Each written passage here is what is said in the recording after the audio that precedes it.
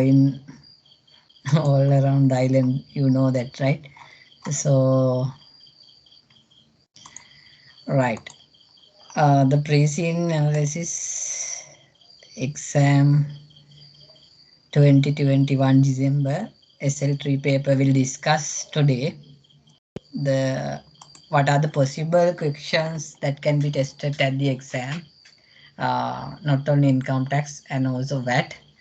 And based on the time availability, we'll discuss VAT on financial service, also one of key concern which I am having to discuss this time, because continuously they haven't tested that VAT on financial service as well. Then the chat option is available for you, and also you can unmute yourself and ask any clarification or question, that doesn't matter, right? And also WhatsApp group link also will be shared through this chat platform. Then you can join to that platform as well. Then and tomorrow also, if you need any further clarification, you can reach out to me through WhatsApp group, right? If you have any question, right? Yes. Then any question if you have, you can now even you can clarify after the session, and time to time if you have any questions you can clarify. And as well as after the session, we are creating the WhatsApp group. Then through that, then if you have any questions you can clarify, or individually you can text me, then my number also will be there. Then if you have any concern or questions or further clarification needed, you can raise out, then and there I can answer through WhatsApp. That doesn't matter. All right, we'll look at, let me share this screen first.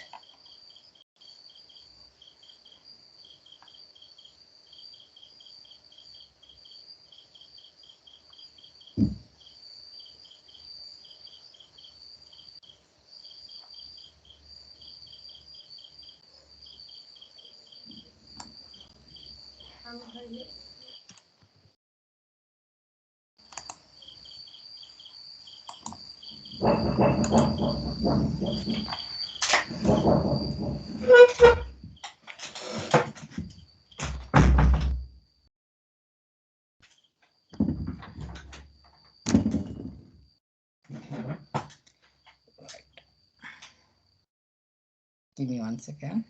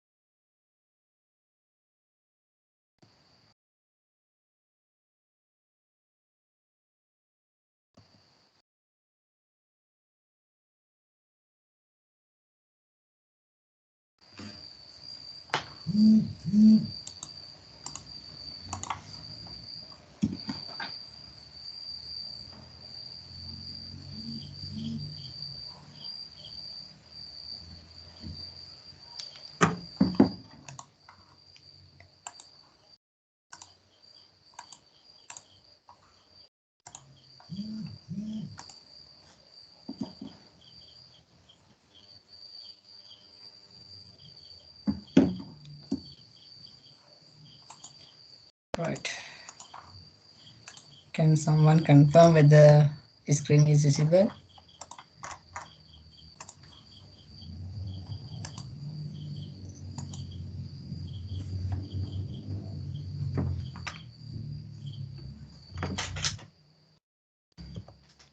Yes, sir. We can Okay, see.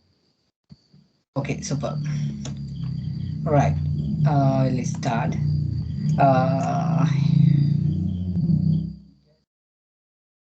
Summarize quickly what are the possible implication. The you know that now onward no need to read what is company, right? Equip Office Solution Private Limited, EOSL in short form, right? They are mainly what they do is mainly they uh, do printing company, mainly printing company with a portfolio that include copiers, printers, uh, multifunction unit which facilitate graphic card machine and etc, right?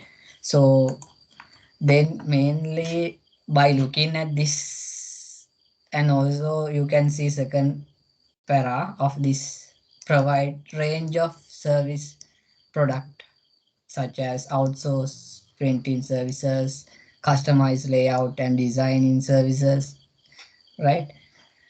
So therefore, then the mainly if we look at this, right, this table, how their contribution to their turnover, mainly photocopier business, 40% higher range of higher percentage of out of entire business comes with photocopier, and the printer multiplication machine and services 20%, digital duplicators and large format of printers, right, 5%, outsource operation, rental business, right, rental business here they get in some rent income. It is also part and parcel of the business. It appears that, right, business, not the investment.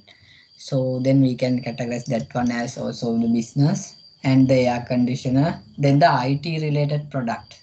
Here IT related products also they are, but then the information technology and enabling services we can't take under this. Then there might be a concern in the unseen. Examiner might you automatically redirected to test your question. The reason gazette notification published under IT and enabling services exemption. Therefore, I have concern whether if they tested, you should have that knowledge, because here they directly telling that desktop, laptop, and servers. Then you know that import and supply those are exempt from VAT purpose, right? No VAT. Then but the business point of view, they have to pay tax in income tax at the rate of 24. They are liable to pay income tax, but VAT value added tax purpose we can say exempt. But the examiner might give some additional input at the exam in order to confuse you, or some further elaboration or advice එකක් විදියට, then they will ask if they go with the information technology and enabling services, right? Information technology, then you need to refer the gazette notification in that case definitely, right? Then there is a concern because these days in the due to these recent changes, the most of the in the market they are discussing on this IT and enabling service exemption and all. The VAT exemption also there, right? Then I will take you through that two gazette notification which is also included in this presentation format. Then introduction point of view, you can see when the product sold by the company, they have three different stream type of revenue. Generating revenue, namely equipment sale, we can classify into three types: consumable sales and service sector. Then the equipment, there are no any indication whether they go for manufacturing, right? Whether they are going for manufacturing, we don't have such information. They normally buying and selling. They will say we can say wholesale and retail distributor, right? Distributor. So in that context, if we look in with that angle, we can consider that rate applicable for this based on the available information 24. If they diversify this one with the market and with the opportunities and all, if they go for manufacturing in the unseen, right? Manufacturing, in that context, you have to then sometime examiner might give some information you to justify what is the most effective way to minimize the tax burden, right? Then they can, without importing these things, whether they can go for manufacturing, they can utilize this rate. Then they can have a very lower rate. The tax effectively, they can reduce the tax burden, right? 6% saving. So tax saving. If they go for manufacture and sale, then they need to look at whether they have competent staff to do these things and all. Subject to that, you can propose this one. That is one way, right? Then when look at the overall picture structure, we'll see this one same in description I have included here. So the as of based on availability as of now 24%, right? But I can't guarantee the rate at the exam you have to use this one or not. Then it's depend on the unseen, right? It's depend on the unseen. Then I can't say 100% it is 24, right? Then if you look at this EOSL, then the shareholding structure, then the all individual shareholders you can say, you can see Herbert, Emmanuel, initially from pay, father he got 80%, and other George another 5%, and the Rehan another 5%, altogether 90%. Then the Eric 5% holding, Eric Emmanuel and Christina Emmanuel holding 5%. All are individual. They have independent non-executive director also. I just included that one as well, right? And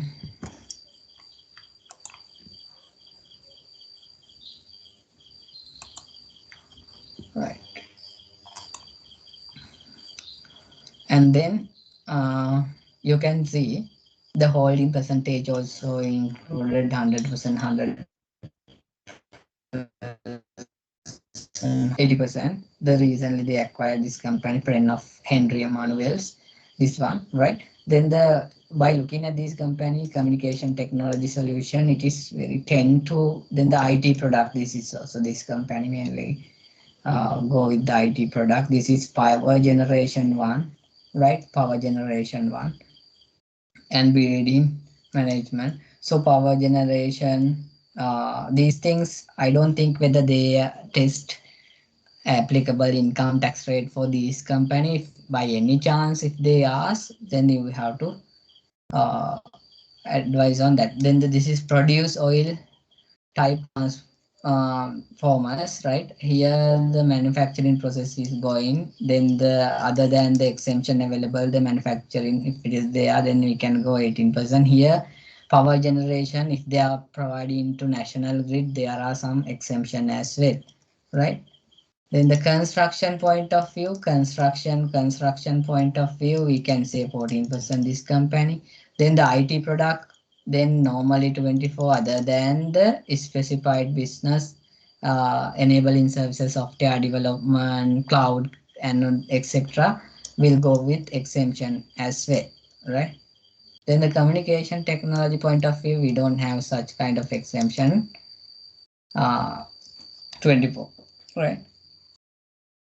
Then just have a look on this detail analysis, but then they will target mainly on this company. But however, they have provided some information on IOSL also, the PNL and the balance sheet, and also some one company, right?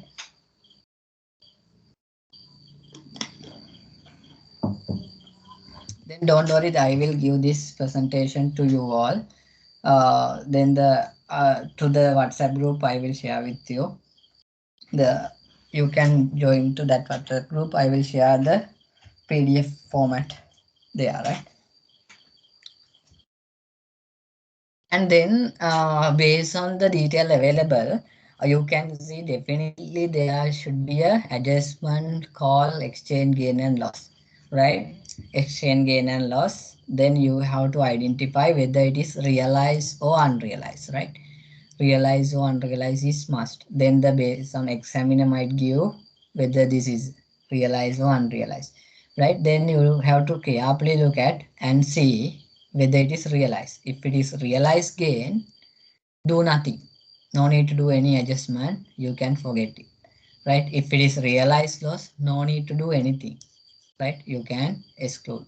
No need to do anything. Just forget about, right? If it is unrealized gain, then it is already added to the profit.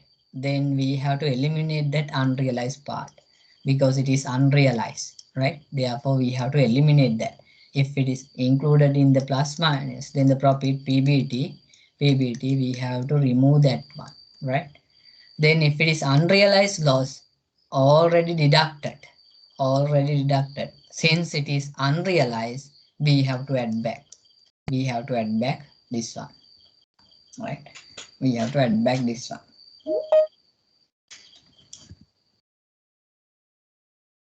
Right.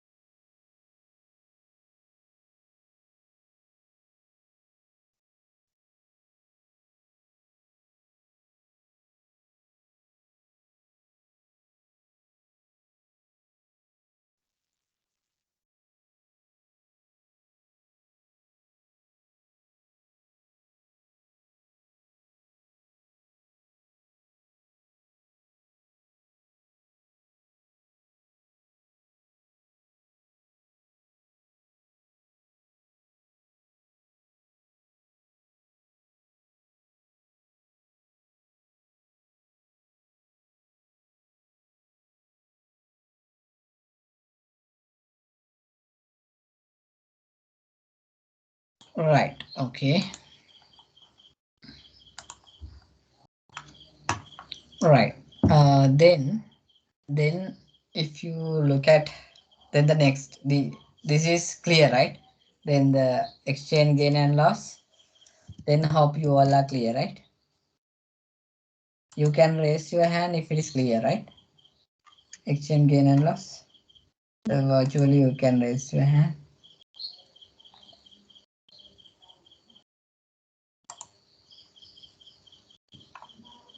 Right. Okay. Super.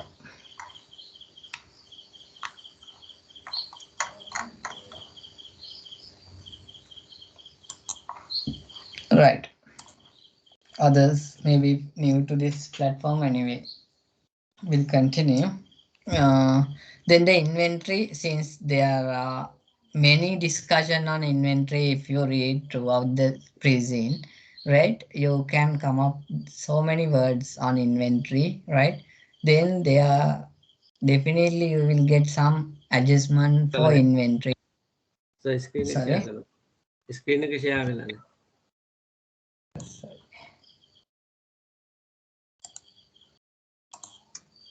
Right. Thanks, Tiranga. Right. Then if you look at inventory, then in the pre-scene, you can see many paras and paras they are discussing on inventory and all. Therefore, definitely there could be an adjustment on inventory. Then the inventory stock provisions, right? If whatever the provision, if you see provision word, then you have to disallow, right? You have to disallow. Provisions are not allowed under this act. මේ act එකේ මොනවත්ම provisions දෙන්නේ නැහැ. මොන provisions දැම්මනම් not only inventory, if you see bonus provision, right? If you see gratuity provision, right? Gratuity provision or any other bad debt provision, whatever the provisions you have to disallow, right? Don't think about that. Then the whatever the provisions you have to disallow, right? Then the inventory write-off is allowed. You can take the benefit, whatever the provisions you have to disallow, and the right of amount you can allow as deduction, right? Then the I have included gratuity provision and this come in slides also, but here I just inform that you in order to you to memorize, right? The whatever the provision if you see in the adjustment, right, you have to disallow. Then you have to look at allowance for trading stock. Then under section 13, right, whether they have properly accounted, right? There's sometime examiner might give this cost of sale, how they have arrived to the cost of sale. Then examiner might give some detail on the same, right? Here you can see in the pre-scene, if you look at, then the cost of sale. They have amount cost of sale amounting to rupees 1.1 billion, right? We don't know whether they have properly accounted this one, right? We need to check this one whether they have accounted according to section 13 and according to the generally accepted accounting principle called GAAP, right? In our case, LKS 2, right? Then you need to look at that is formula, you know, that opening, purchases minus closing, right? Whether those in that particular adjustment, whether it is included any other provisions or anything. Then the slow moving in inventory provisions or some the technological perspective, because they are moving with the technology. Some provisions might be there, some due to COVID pandemic situation. There may be some other provision also, right? Then those provision you have to remove or eliminate in the plus minus, right? Then here the exchange gain, if it is connected to investment, because they are going some investment part as well, right? If it is connected to investment, you have to relook at this one and see whether that particular adjustment as well. Because you know that when you are doing the investment adjustment, normally the business profit, when you are computing business accessible income from business, you do plus minus. Then you take accounting profit, PBT, right? You take there and do the adjustment, right? But investment point of view, you eliminate whatever the investment things, right? You eliminate whatever the investment things there and you do the adjustments, right?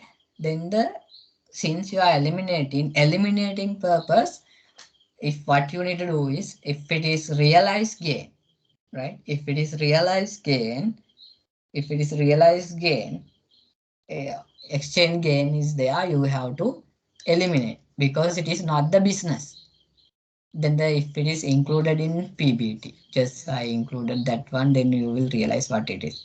If it is included in the business profit, then you have to eliminate realized exchange gain on investment, right? Investment, keep it, highlight this one. If it is investment, realized exchange gain, you have to deduct, right? Because it is investment, not the business. Therefore, I am eliminating that part. If it is realized exchange loss on investment asset, then you have to add back because already deducted, no? Then in order to arrive the actual business income, you have to add back that one because it is already deducted accountants, right? Then if it is unrealized exchange gain, also the same. If it is there, because accountants will add it to the business income, right? Then the PBT, in the PBT it is included. Then you have to deduct. If it is unrealized loss, then you have to add back. Then the same thing for whether it is realized or unrealized, you have to eliminate these things from the business, right? Then when you are computing investment plus minus, when you are computing accessible income from investment, when you are computing accessible income from investment, when you are computing assessable income from investment, what you need to do is you need to, right? You need to add the realized gain, because in there, when you are computing assessable income from investment, you don't have any PBT there, right? Or the profit එකක් කියලා investment profit එකක් කියලා accountants ලා හදලා දීපු figure එකක් නැහැ. You have only the direct values: investment, interest income, rent income, dividend income, etc. Right? Likewise, you have pure income sources. Then likewise, if you have a realized exchange gain also, you have to add it there, right? If it is realized exchange loss, you have to eliminate, deduct. Then because since you are adding there, you can deduct this one. Then the most of the company, they have net figure, then you can do the net adjustment, right? If it is unrealized gain, no need to do anything because it is unrealized. No need to do because we are doing separate plus minus, no, right? No need to do anything. Right. Then, because definitely in this scenario, since this is not a financial company, if it is finance company, you will not get any team capitalization adjustment, right? Here, since this is a distributing company, wholesale and retail sector, of fixed equipment, they import and sell basically, right? Import and sell, right? Then, then their nature is what we can categorize as service sector, right? Service sector we can categorize as service sector, not the manufacturing. Then the thing capitalization adjustment, the section 18, the thing capitalization adjustment is definitely you have to do this adjustment. This is the calculation I have done based on the available information, based on the available information.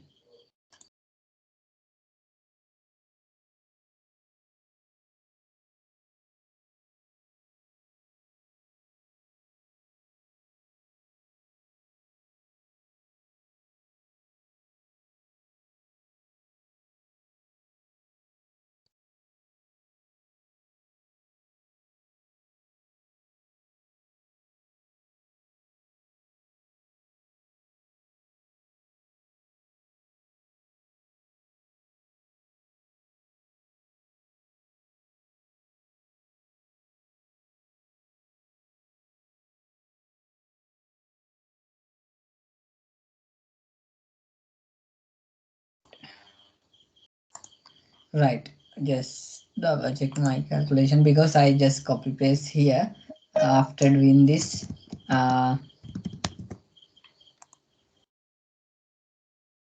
Right.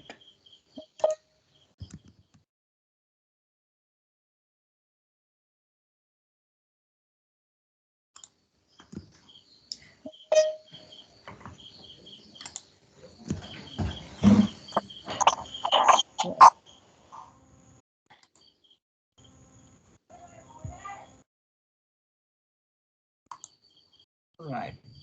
Then here, then just pre-prepared thing capitalization adjustment. Then the balance part you need to fill at the exam hall, right? This is interest income. Then the based on the pre-scene, I took this figure. Then the interest expense figure.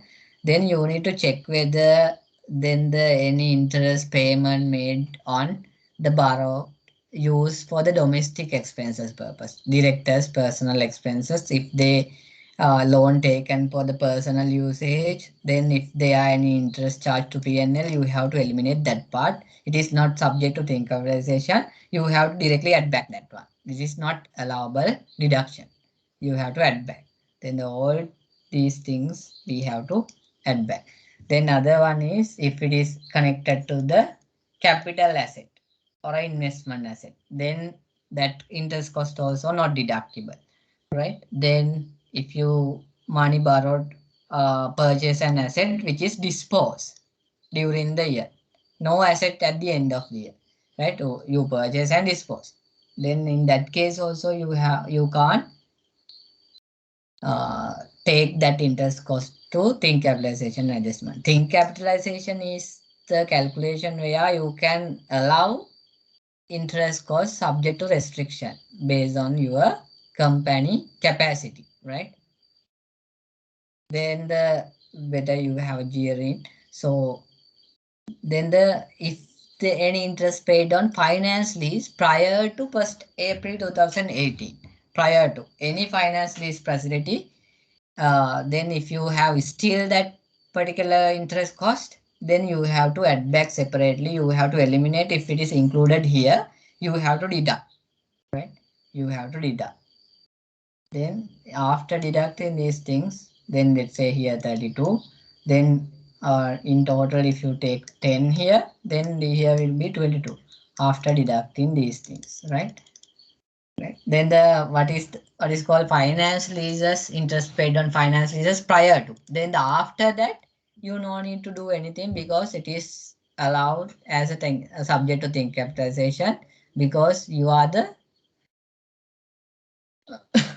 person who can claim capital allowance. No lease allowance there then.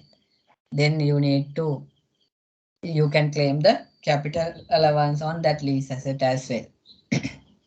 Therefore, the interest also subject to think capitalization. It is also allowed, right? Then the next one is if it is any interest on right of use asset. If it is right of use asset, you have to eliminate if it is there, right? Because in this question, in the pre-scene, you can see the right of use assets are there. Right of use assets are there. Then since there are right of use asset, then definitely then this adjustment might be tested. Then if it is right of use assets there, then you have to eliminate that part from here because it is directly you have to add back. Anyway, you have to add back that interest expenses. It is not subject to think capitalization. You have to add back directly. Then these things you can individually add back, or else you can prepare this kind of note and total bulk you can refer the work in and you can add back as a bulk, right? That doesn't matter, right? Then the interest expenses on relating to investment income also you have to disallow. Then it is not subject to think capitalization, and also interest expenses incurred for the production of income, not incurred for the production of income, right? If the interest may relate to any other purpose, right, not for the production, then in that case if you get some additional information in the unseen, then in that case that interest also you have to eliminate from here. It is not subject to think capitalization. Then the interest expenses on preference shares, if you paid, right, it is also not allowed as a deduction, right? Then by taking these things, by eliminating these things, let's say 10, then the 22 would be the amount. This is 32, right? 22 would be the amount subject to finance cost, right? These things you have to add back directly, right? Then based on the available information in the pre-scene, then the stated capital we need to consider, and the capital reserve we can consider general reserve, and the return earning, because there is another one called revaluation reserves. Revaluation reserves not subject to think capitalization. It is, we cannot take that one, only these things. Then you can have a note on this, because I will share this slide, so you can prepare think capitalization adjustment. You can go to the exam somewhere in the section 18, you can draft in a pencil, right? The form, how to calculate this one and with the figures. Then easily you can take that and refer to the note. You can say this is a free working, right? I recommend you to write it down all the things in pencil, right? Not in a pen, right? If examiner feel like you have write all the things in the not the short note like long note, then examiner asks you to remove the papers, right? The entire paper you have to eliminate from the study text, open book reference. Therefore, if you use pencil, you can erase it and go slightly erase it, right? So then the anyway short notes are allowed, that doesn't matter. Then this is the amount, it is thing capitalization based on our calculation. Then the amount due on financial instrument, I took here interest bearing borrowing based on the balance sheet, this figure, and bank audit. This is if we have any other things, we need to consider these things, because these two I took based on the freezing. Then and there may be some other things in the unseen, we don't know, mostly not. But here these two, by looking at this formula, right, A, B, and C, then the maximum finance cost claimable is how much? Then you know the how to calculate this formula, right? Then the interest cost 32, right? Then the how much finance cost 260 multiplied by stated capital and reserves, how much? 1560 into how many times? How many times? 4 times. Exactly 4 times. Then this is the formula. You can, after resolving this formula, you can arrive to this. Sir, I have a Right? question. Yes. So Yeah. දැන් ඔතන 32 million තියවනේ interest cost එක. Have ඒක interest cost එක 32 million තියවනේ. ඒක sir ඉස්සෙල්ලම කරන්න ඕන add back කරන එක add කරලා ඉන්න එක නේද? ඇඩ් බැක් කරන්නේ නැහැ. මුලින්ම අපි මුකුත් කරන්නේ නැහැ. ඉන්ට්‍රෙස්ට් කොස්ට් එක ගත්තා. අපි බලනවා මේකට අනුව allow කරන්න පුළුවන්ද කියලා. ඔව්. ඇඩ් බැක් කරන්නේ නැහැ. ඇඩ් බැක් කරන්නේ නැහැ. මේ 32 මිලියන්ම charge කරලා තියෙනවා P&L එකට. ඔව් දැන් already charge කරලානේ තියෙන්නේ සර්. charge කරලානේ. ඔව්. එතකොට අපි ඒක අරගෙන කැල් කරලා බලනවා ඒක ඩිඩක්ට් කරන්න පුළුවන්ද කියලා බෑද ටෙස්ට් එකක් මේ කරන්නේ. ඒක ඩිඩක්ට් කරන්න දෙනවද නැද්ද කියලා. ඊට පස්සේ අපි ටෙස්ට් එක කරන් යනකොට මෙන්න මේ වගේ කේස් ටිකක් අහු වුණොත් අපි මොකද කරන්නේ? අන්න මේ වගේ ඒවා දෙන්නේ නැහැ. මේ ටික ඇඩ් බැක් කරනවා. ඒකටත් අමතරව ටිකක් තියෙනනේ. ආයේ ඊටු බැලන්ස් එක ඩිඩක්ට් කරලා තියෙන්නේ. අපි අර ටික ඇඩ් බැක් කරා. ඔයි ගාන බැලන්ස් එක මෙන්න මේ ෆෝමියුලා එකට දාලා එකෙන් බලනනේ. බලනවා. ඔව්. එතකොට බැලුවාම කියනවා මිලියන 787ක් පුළුවන්. බලන් ගියාම. එතකොට මොකද මෙයාගේ share capital and reserves ලොකු ගාණක් තියෙනවා. The high amount එක high 1.5 billion. In that case they have sound share capital and reserve. එතකොට then what we have to do is then the big amount එකක් තියෙන නිසා අපිට සම්පූර්ණම allow කරන්න පුළුවන්. මොකද maximum claim කරන්න පුළුවන් 700 ගානේ. හදිසියවත් maximum claim කරන්න පුළුවන් මිලියන 20ක් වුණා නම් මොකද වෙන්නේ? මේක මිලියන 20ක් වුණා නම් 700 ගාන නැතුව මිලියන 20 වුණා නම් එතකොට අර balance ටික ඉස්සරහට ගෙනියන්න. අන්න හරි. මේ ටික ඒ කියන්නේ මිලියන 20 700 ගාන නැතුව මිලියන 20 වුණා නම් මිලියන 20 වුණා නම් මෙතෙන්ට එන්නේ මේ වෙනුවට. එහෙනම් අර 32කින් මේ 32කින් මිලියන 20යි අපිට ක්ලේම් කරන්න පුළුවන්. එහෙනම් 12ක් ඩිස්අලව් කරන්න වෙනවා. මේ ගාන ඩිස්අලව් කරන්න. එතකොට මේ 32කින් 20ක් තමයි ක්ලේම් කරන්න පුළුවන්.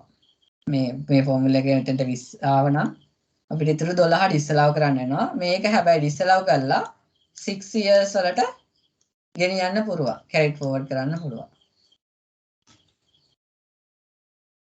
Unclaimed finance cost carried forward to next year.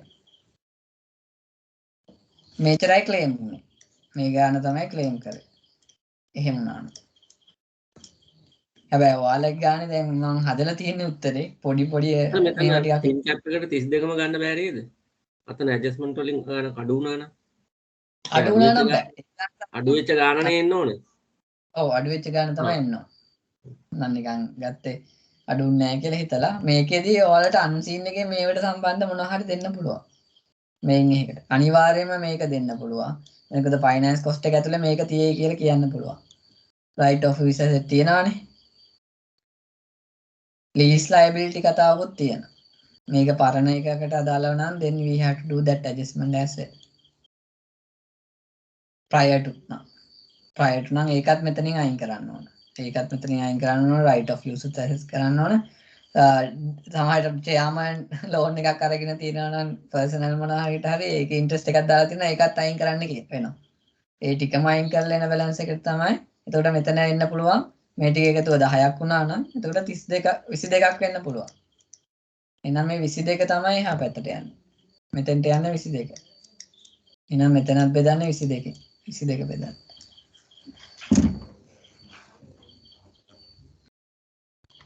clear?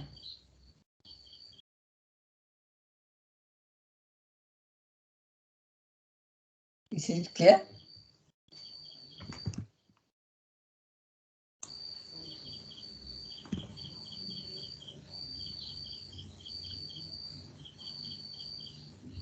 Right.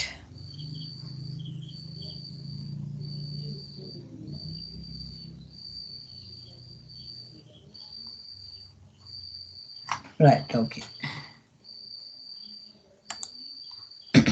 Then ඊට පස්සේ මම මේ නිකන් දැම්මේ here brought forward තියෙනවා නම් ඔයාට මෙතෙන්ට දාන්න පුළුවන් brought forward පරණ එකෙන් years වලින් එනවා නම් then you can include that one here.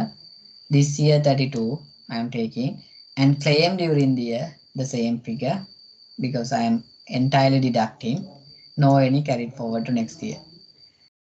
Here if there is a restrict වුණා නම් claim උනේ 20යි නම් ඔයාට එහෙනම් 12ක් මෙහෙට ගෙනියනවා. එහෙනම් claim වෙන්නේ මේ 20 විතරයි. ඉතුරු 12 ගෙනියනවා unclaimed finance cost. ඒක තමයි add back වෙන්නේ. 12 disallowed finance. 20 already deduct වෙච්ච නිසා 30කම deduct වෙච්ච නිසා 12ක් විතරක් add කරනවා. 12ක් විතරක් add කරනවා. ඒක තමයි add back කරන්නේ. finance cost adjustment එක විදියට. මේක I will share with you, right? This calculation. Then the next, right? Another possible adjustment. Then here reimbursement of payment done by chairman.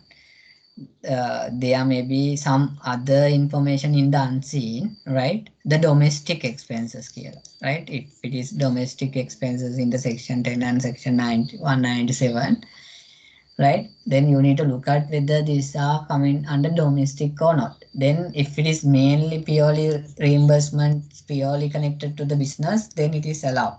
The reimbursement, then they can charge to P&L, that doesn't matter. If it is personal thing, those are not allowed. We can connect it to the domestic section, right? Since it is domestic, we can't allow, right? If it is personal expenses reimbursement, right? Here the next another thing is chairman's withdrawal charge to P&L. Withdrawals. Then you can see there are some withdrawals in 1819. If clearly in the unseen, the pre-seen is telling, then the dividend, they consider like dividend. But this year they didn't take any withdrawals and not treated as dividend.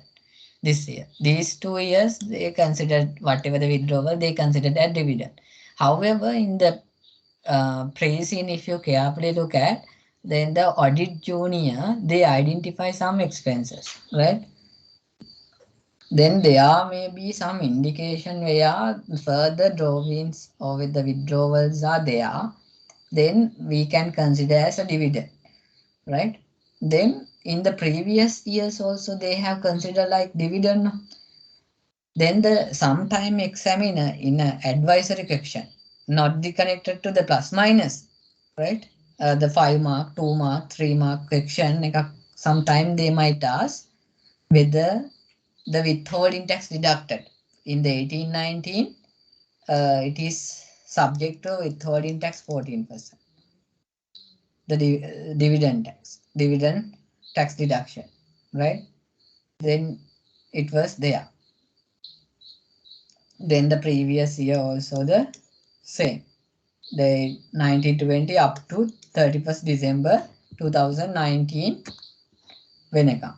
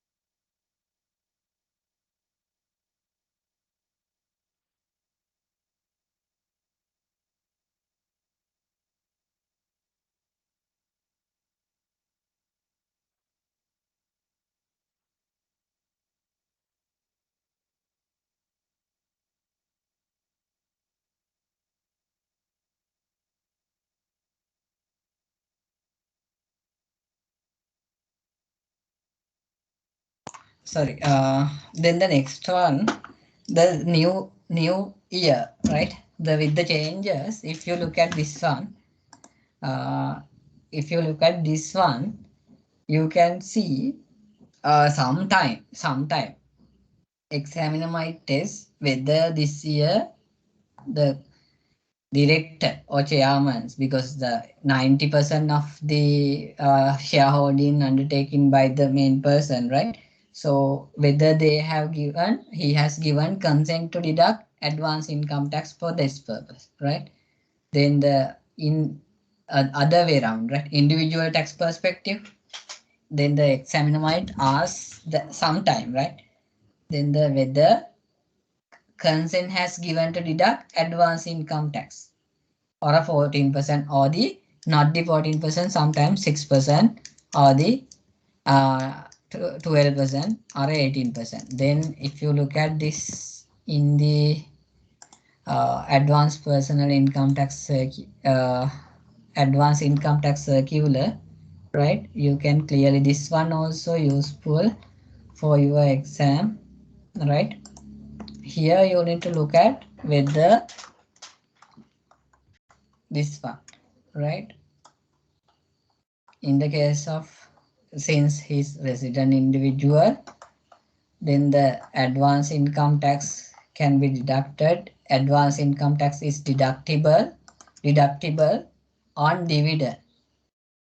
Advance income tax deductible on dividend, right? The payment made to any resident person subject to the consent given. consent given by such person.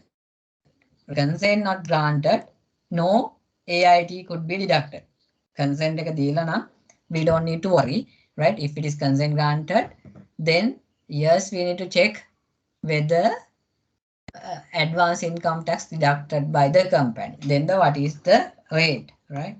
Here, in the case of individuals, the rate of deduction he has to specifically say, right? Whether 6%, 12%, or the 18%, right?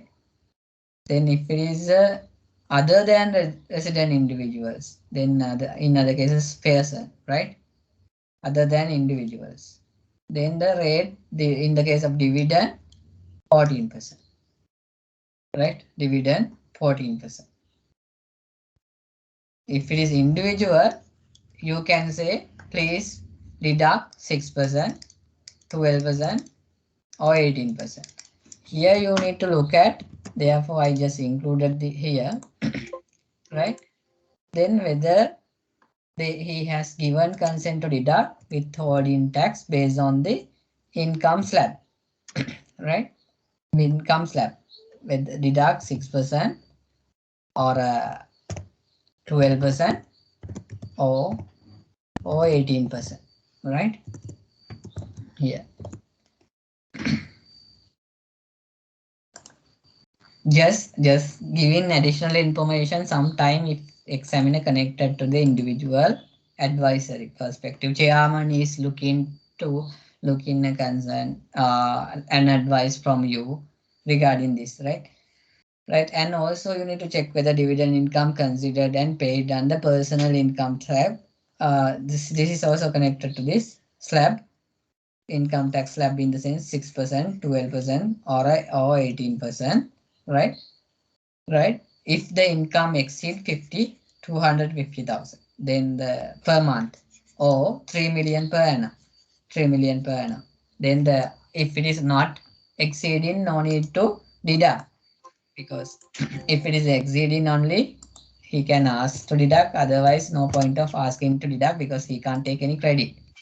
Therefore, only thing is he can go with the deduction if the personal income level. Definitely in additional thing I am mentioning here for your additional knowledge, individual taxation. So individual taxation, employment income, right?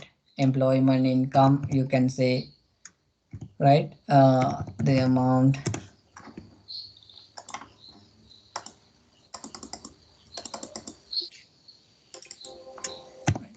employment income, how to calculate this one. You need to have some sort of understanding on this, right?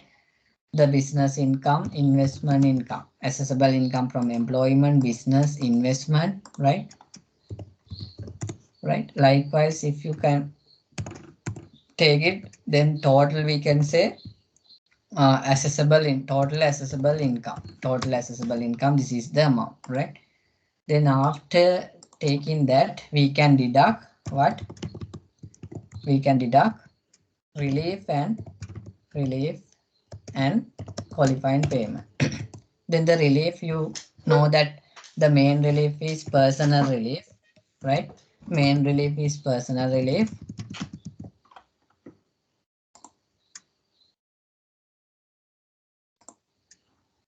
Main relief is personal relief. It is 3 million, right? Then if he is having rent income, we need to take rent relief, right? Rent relief. Then I am taking 25% of the gross rent as a repair and 25% of the gross rent. Then as a repair and maintenance allowance, right? The rent relief. Then another called expenditure relief. Expenditure relief. It is only maximum up to 0.2 million. Then the qualifying payment. Qualifying payment.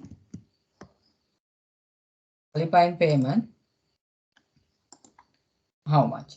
The qualifying payment, we can take the qualifying payment, donation to approved charity, donation to government, right? In the case of individual, there is a limit, right? Qualifying payment. If it is approved charity, then we need to look at that one. If it is approved charity, then the limited amount is maximum 75,000, right? 75,000. Then the 1/5 of the taxable income, or the 75,000, which is lower. Then the, let's say 75,000 is the amount, right, for this calculation. Then 75,000. Then donation to government.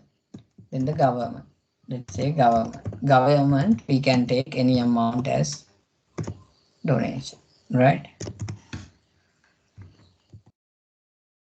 Then after deducting these things, what is called? After deducting these things, for this amount, what we are telling?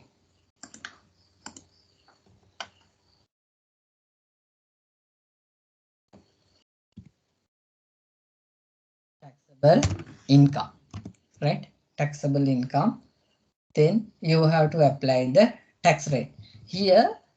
Then you need to look at here whether they have given consent to deduct APIT, right? Consent to deduct APIT in the sense, other word, previously known as paying tax, right? Then here investment income, if it is bank, right? Whether they have given consent. Then the investment income we can categorize under 3 different ways, right? Right. In investment income, let me categorize under investment income. We can have rent 1 million. Then the interest 3 million, 2 million. Then the dividend.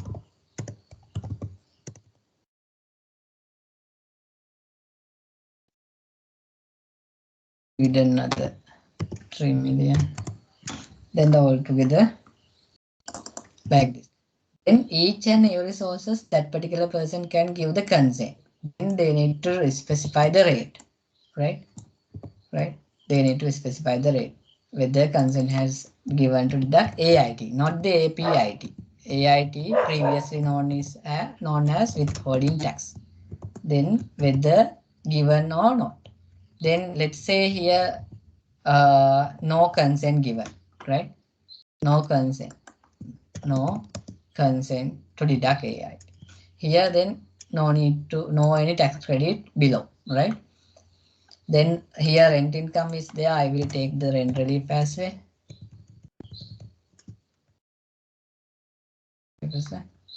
Right.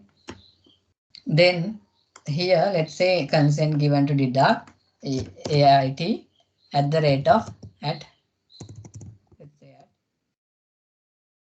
here also let's say at the 6% dividend. Then the dividend, don't mix it up. Company point of view, company tax rate for the dividend and the recipient, as a recipient, tax rate is 14. Company එකට dividend හම්බෙනවා නම් 14ට තමයි tax වෙන්නේ.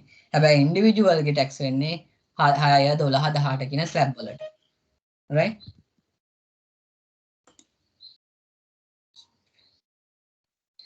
I couldn't make it disallowable as anyone can accept. So sorry for that. I have to continuously adding that. Right. Then see then here our chairman also taking dividend whether consent has given or not. Then in our scenario maybe not. If it is yes, what is the rate you have to take? Then the gross income we have to take that one, and then we need to calculate tax. First 3 million is subject to tax at the rate of, what is the rate?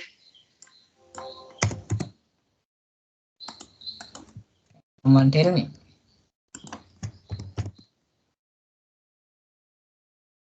%. then the individual අතන dividend වල මේ personal නම් එතකොට යාගේ personal income එකක් විදිහට අරගෙන calculate 14 තියෙන කම්පැනි වලට විතරද? විතරයි. ඒ කියන්නේ එතකොට කම්පැනියට ඩිවිඩන්ඩ් ඉන්කම් එකක් ආවොත් තමයි 14% ඇප්ලයි වෙන්නේ. 14% ඇප්ලයි වෙන්නේ.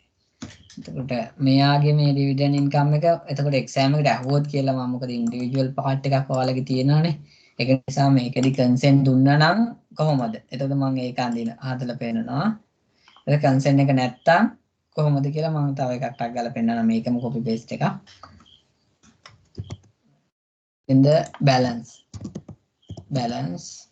කියන්නේ මේකෙන් වෙලා එන ගාන 18%.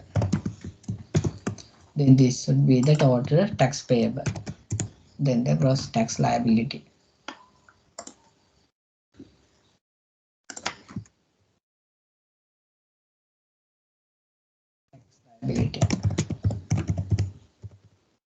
Here we can deduct APIT deduction.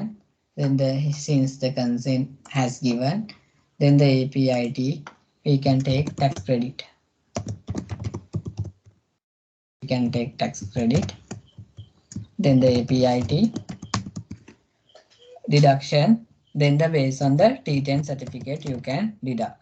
Then I am not going to calculate that one, right? Then the advance income tax on dividend advance income tax you can take that one also here to 6%. Then that is the amount.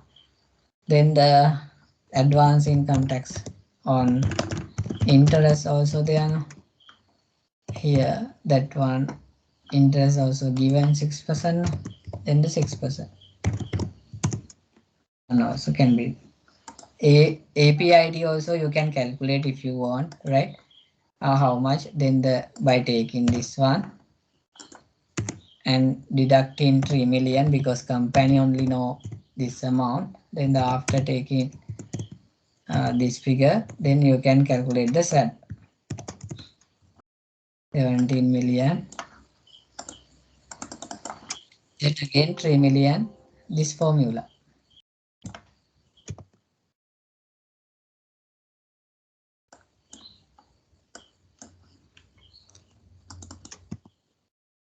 Then this would be the amount they have deducted as APIT deduction. This is the amount. Then the balance tax payable on other income would be, this is the amount, right? Balance tax payable for individual. Just to explain a bit more about individual taxation, we'll look at the other one, right? Then if you want to calculate monthly, then you can go ahead with this one by dividing 12. This is the amount. Then you can apply the monthly table, right? Here if you go to IRD website, you can go to APIT table and apply the monthly tax table as a resident individual. Since it is income more than 750 per month, 18% minus 90,000, right? Here 18% minus 90,000.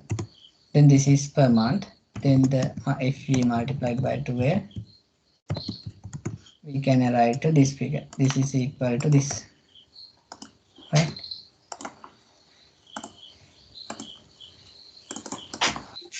Right. Then this is individual taxation. Since the consent given, right? Consent is not given.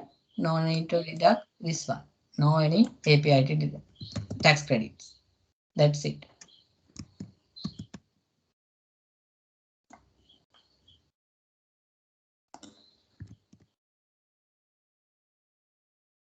Right. Individual tax ගන්නත් දැන් දන්නවා ඔයාලා ටක් ගාලා හදන්න. Right. Then based on the pre-scene, I noted that there are some more adjustment here. Right. Here you noted that depreciation, amortization provisions in the pre-scene clearly mentioned that part, because I noted that depreciation, these things definitely you will get, because in the preceding I noted that. No need to even mention. See here, right? You can see depreciation, right? You can see depreciation, amortization, provisions, and accruals, right? Accruals also there, right? You know that depreciation we have to add back, amortization add back, provisions add back. Accruals, what we are going to do? Accruals. Because if you look at this balance sheet of this company, then the trade payable, then the accrual, right? Because asset, right, trade payable, current liability, then the lease liability. Not the big liabilities are there, but only the short-term liability. The long-term liability is not there. Anyway, there is a word called accrual. Therefore I am going to highlight that part because accruals in the section 27, as I can remember, yes, there is an adjustment, right? You need to look at that one as well, right? Yes, 23 subsection 7, right? Here, as I said, the depreciation, amortization, right, provisions we have disallowed, and then we can take the capital allowance on these assets. Here in the tracing, we noted that especially in the IT equipment and ERP system, they are talking class 5 asset, then it is 20 years or 5% or the actual. Whether we can take the actual. If the examiner provide actual useful life, we can take.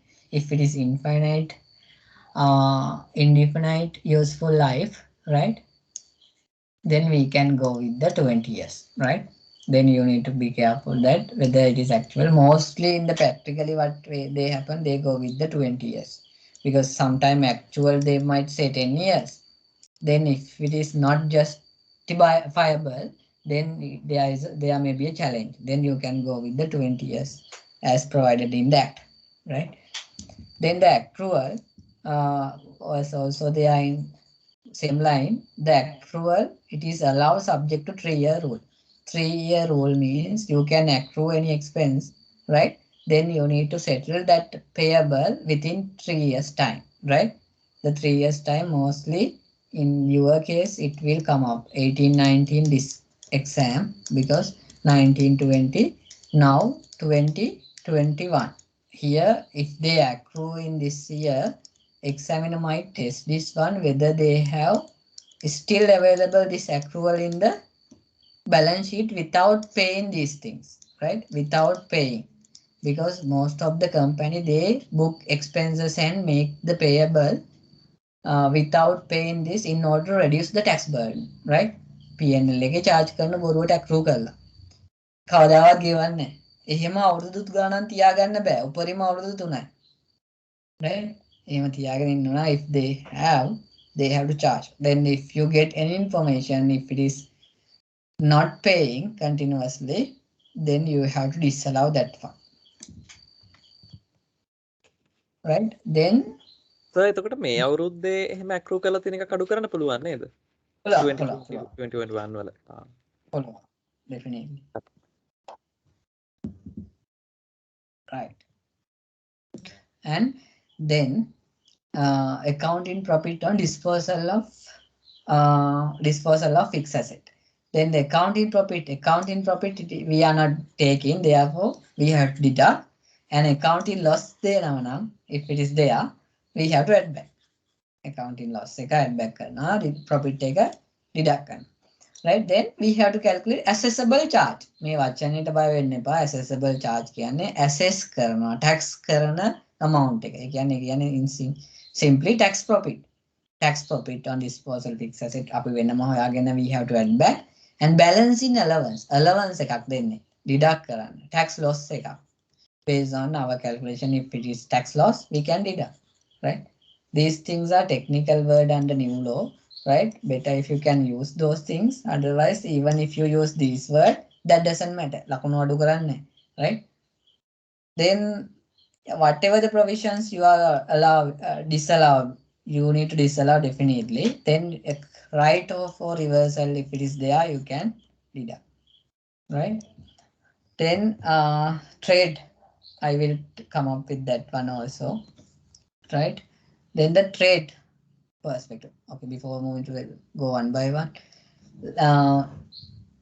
Litigation expenses due to breach in contract, because there are some supplier contracts and also the breach in got some information in the pre-scene, because as per the section, anyway it is connected to business, it is allowed, right? Litigation expenses, if it is there, allowed.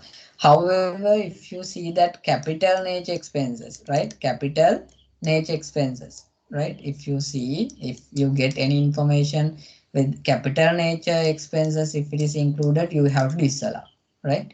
You have to disallow. Then the provision due to COVID-19 pandemic, because most of the company used to, because here also they are drastically drop their revenue and so, right? Therefore, they might include some provisions. Therefore, we have to disallow. Those are not allowed, right? Then trade debtors impairment provision may be general or specific. That doesn't matter. General or not, specific or not. Or else individual impairment, collective impairment. Collective, right? In other words, individual and collective. Or general is specific. Individual කියන එක තමයි specific කියන්නේ. General කියන එක තමයි collective කියන්නේ.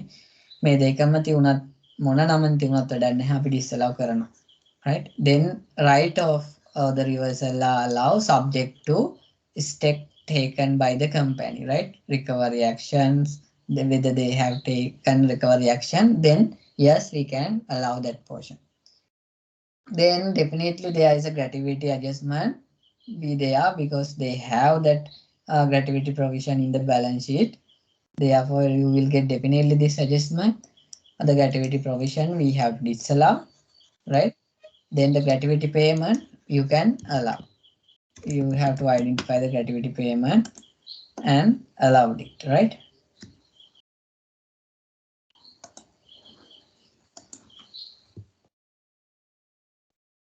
Right. Then here there is a possible acquisition also IOSL. Then in the as per the section 64, right? The acquisition of existing company from IOSL, change in the ownership, right? How the change in ownership is, then you have to look at, then the better if you can refer this one 2020, because we discussed in the class this question. The answer I'm not going to repeat it. If it is possible acquisition there, you need to refer this section and answer. Then the same, it is similar to this question, right? Better if you can මේ ඒ suggest. කම්පැනිය Yes. ඒ විදිහටම continue වුණොත් continue වෙනවා නම් 2 years යනකම් tax Los එම අඩු කරන්න පුළුවන්නේ. Oh, exactly. එතකොට සර් අර ඒ ඇක්ට් එකේ මේ සෙක්ෂන් 64 වල මොකද 3 year කතාවක් තියෙනවා සර්, ඒක තේරෙන්නේ නැහැ කියනකොට. Existing business නා. ඔව් එතන පොඩි ප්‍රශ්නයක් තියෙනවා. Existing business එකක් එයා ගන්නකොට acquire කරනකොටම ඒ කියන්නේ මේ කම්පැනියට acquire කරනවා නම් අපි හිතමු මෙයාත් equipment නේ, ප්‍රශ්නයක් නැහැ. එතකොට දෙන්නම IOSL කරන්නේත් එකම business එක. මොකද මම අර මුලින් කිව්ව competitor කියලානේ කිව්වේ. මෙයා ඇවිල්ලා competing company එක මෙයා වෙනම ගිහිල්ලා කම්පිටිටර් විදියට තමයි මෙයා ඉන්නේ මාකට් එකේ. ඒක කියලා තියෙනවා කම්පිටිටර් කියලා. එතකොට සේම් බිස්නස් එක තමයි රෙහාන් කරන්නේ. එතකොට එහෙම බිස්නස් එකක් මෙයා කන්ටිනියු කරනවා නම් එයාට ඉෂුව එකක් වෙන්නේ නැහැ. ඒ කියන්නේ සේම් බෙනිෆිට් එක යාට යූස් කරන්න පුළුවන්. ටැක්ස් රේට් වත් අපි කියොත් සෙක්ෂන් 64 වලට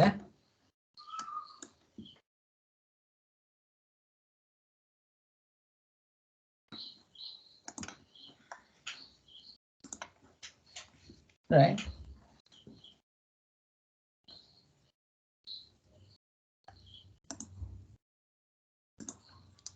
when the underlying ownership of the entity changes by more than 50%. More than 50%. අනිවාර්යෙන් මෙතනදී වෙන්නේ definitely they are getting 100% ම මෙයා කියනවානේ කරගෙන යන්න බෑ කියලා. Preceding එකේ කැලක් තියෙනවානේ. Then as compared with the ownership at any time during the previous 3 years. At any time during the previous year, entity after change shall not be permitted. After change shall not be permitted to deduct finance costs, deduct losses where the entity has prior to the change. These things or carry back the losses. May එකක්වත් ගන්න බැහැ, right? The where the ownership of all type referred one occurs during the assessment year, entity or part of the assessment year, year of assessment before and after change shall treated as separate year of assessment, right? Then this section shall not apply for the partnership. The company conducts same business after change is it continue the before the conducts the same business. Conduct the same business after a change of it conduct before, right? The period of 2 years after the change, right? ඒ කියන්නේ මෙයා acquire කරනවා 50% වලට වඩා අවුරුදු 3ක් කලින් previous 3 years. එතකොට කලින් අවුරුදු 3ක් අපි මේ මෙතන ගත්තොත් 1 2 3යි කියමුකෝ. year 1, year 2, year 3. මේ තුනේම he is doing equipment sale, right? Equipment sale. After change the ownership, year 4, year 5, also he is doing the same equipment and supply. එහෙමනම් then there is no any restriction to claim these expenses, finance, deduction of losses, everything they can take. අනිත් company තිවිච්ච loss ටික ගන්නත් පුළුවන්. ප්‍රශ්නයක් නැහැ. loss එකක් තියෙනවා නම් කලින් company IOSL එකේ මෙයාට ගන්න පුළුවන්, right?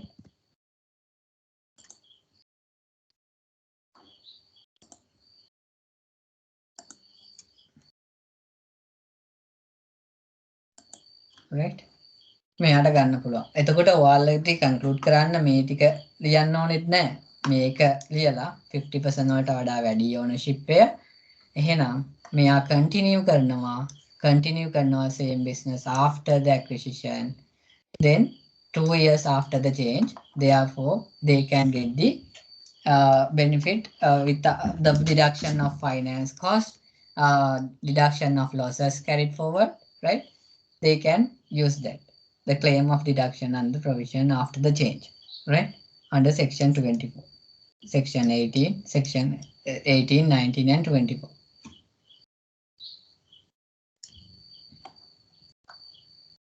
මේකම තියෙනවා අර මේ ප්‍රශ්නේ ඒකත් බලන්න.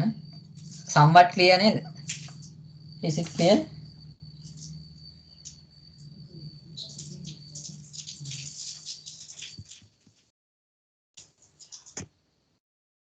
Right.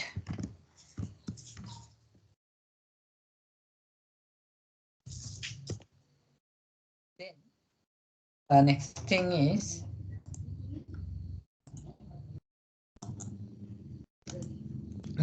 is right of use asset. මෙන්න මේක definitely you might get this adjustment. හරි. මේක ලියාගෙන යන්න adjustment ටික දාගන්න විතරයි තියෙන්නේ. profit before tax එක ලියාගෙන යන්න එපා. කොහොමද තියනානේ unless otherwise change ඒ ගානම තමයි. Right, then depreciation charge to P&L on right of use asset you have to add back. The interest charge to P&L definitely you have to add back. Same thing what discussed in the thing capitalization. Here you can see here this one I asked you to add back නේ. මෙතන තියෙන එකම තමයි. මෙතනින් ගිහිලා add back කරලා ආපහු සැරයක් වෙනමත් add back කරන්න එපා. ඒකට double add back වෙනවා. ඒක නිසා මෙතන adjustment එකට ඔයාලා consider කරොත් ආපහු add back කරන්න යන්න එපා. Right? ඒක නිසා be careful. මෙතනින් add back වෙනවා නම් ආපහු වෙනම මේ adjustment එක කරන වෙලාවදී මම ආපහු ලස්සනට adjustment එක කරන්න ඕන පිළිවෙලට කියලා වෙනම ගිහිල්ලා ආපහු don't go to add back again. මොකද අතේන think cap එකෙන් add back වෙනවා. Right? right? Then the actual rent expenses. Then the actual rent expenses කියන්නේ the cash flow එකේ sometime included 11 month. Then you can take the actual කිව්වට මේක අවුරුද්ද ගාන ගන්න පුළුවන්. 12 month it is allowable because otherwise it will not balance, right? It's difference එකක් විතරයි එන්න පුළුවන් මේ ටික අතර මිලියන. Then depend on the company size, right? Then the 12 month actual expenses, right, for the 12 month, entire 12 month, not the payment, right? Not the payment. Most of the cases, some are used to add back the amount charged to cash flow. ඒකට cash flow එකට මාස 12ම ඇවිල්ලා නම් that doesn't matter, we can take it, right?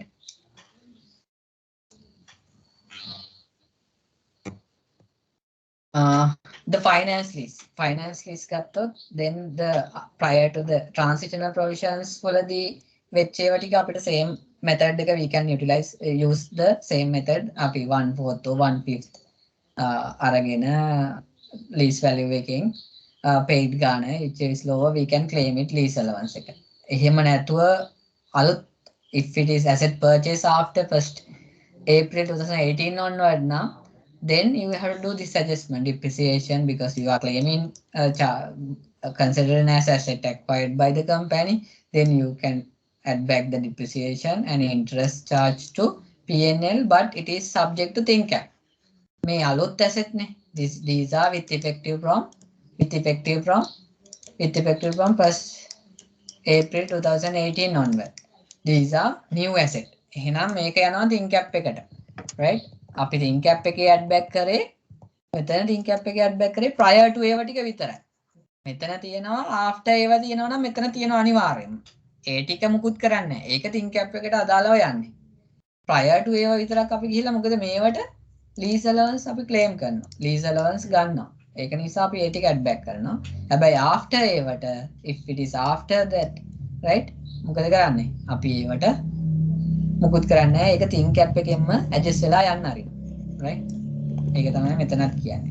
interest cost it is right, and the capital allowance you can claim on that asset as a the ownership එක අපි ගාව තියෙන අයිඩියටම අපිට capital allowance claim කරන්න පුළුවන්. right, will have a we'll go till 10:30, right? Based on that time availability, planning to go as much as possible, right? Then try to cover VAT on FS also one part.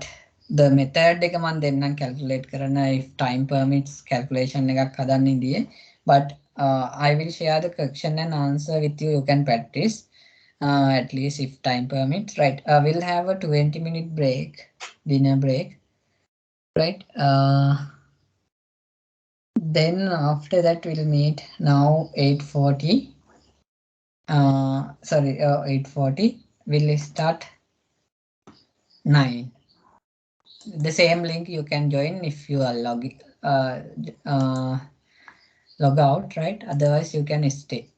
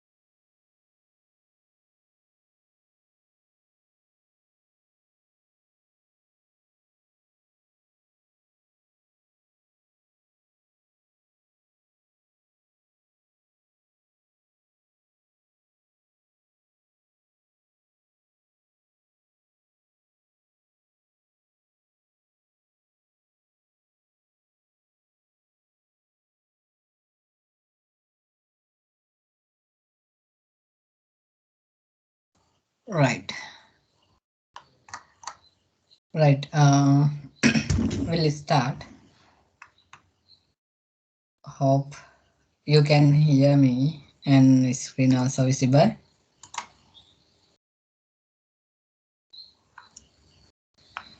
Right. There is a section pre-scene.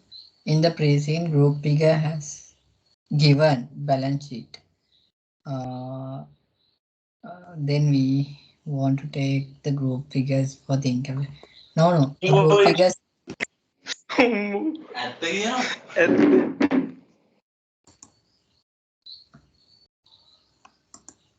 Right. Right. We need not to take group figures, right?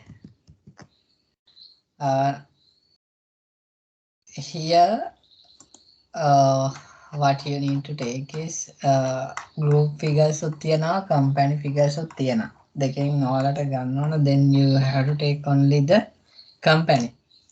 These are group, right? But you have to take these figures, right? Then I think I have taken these figures. If it is deviation, you double check and take these figures, right? I think the company figures, 2021 company figures, right? Then the stated capital reserves, revaluation reserves we are not taking, general reserve, and this is the figure. Then the other calculation, so you need to take the company figures, right? Not the group. Hope it is clear to the person who asked the question, right? Here, then there is a cash loss also we discussed at the class as well. This one, the cash lost, because then the pre-scene they says the petty cash what they are counting and put into the bank next day, and there would be a possible loss on cash, right? Then if it is happen, then if it is unintentional one, then the day-to-day business they are doing, then the day-to-day activity, there might be some cash losses also incur, right? In that case it is allowed, then you can support with the answer with the this case law principle, right? Right, case law principle. One second.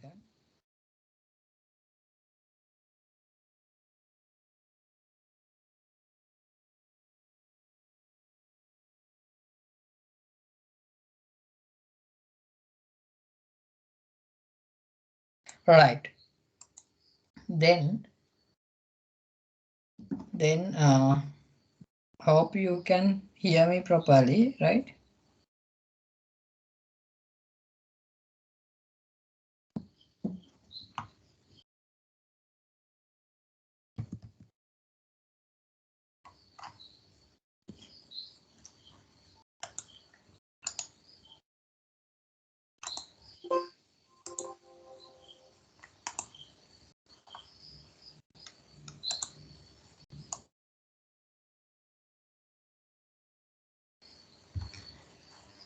Right.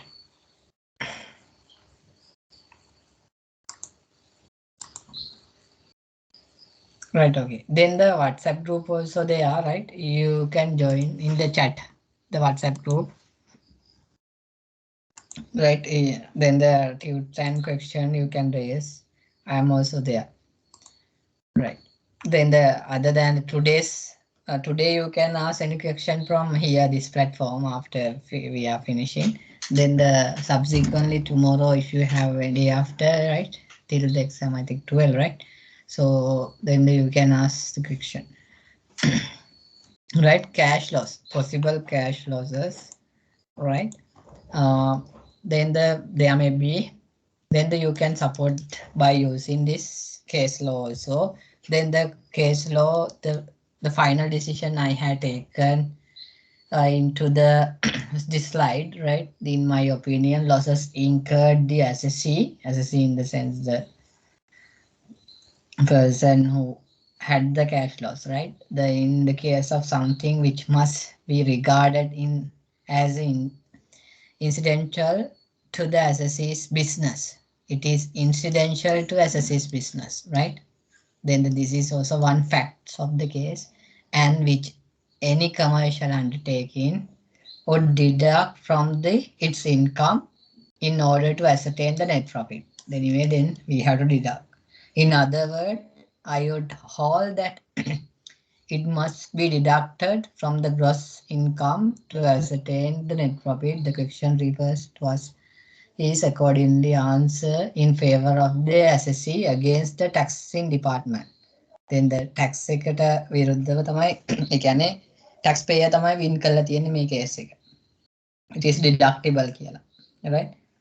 Then you also support the answer by quoting this section. Then you can have a small note somewhere here.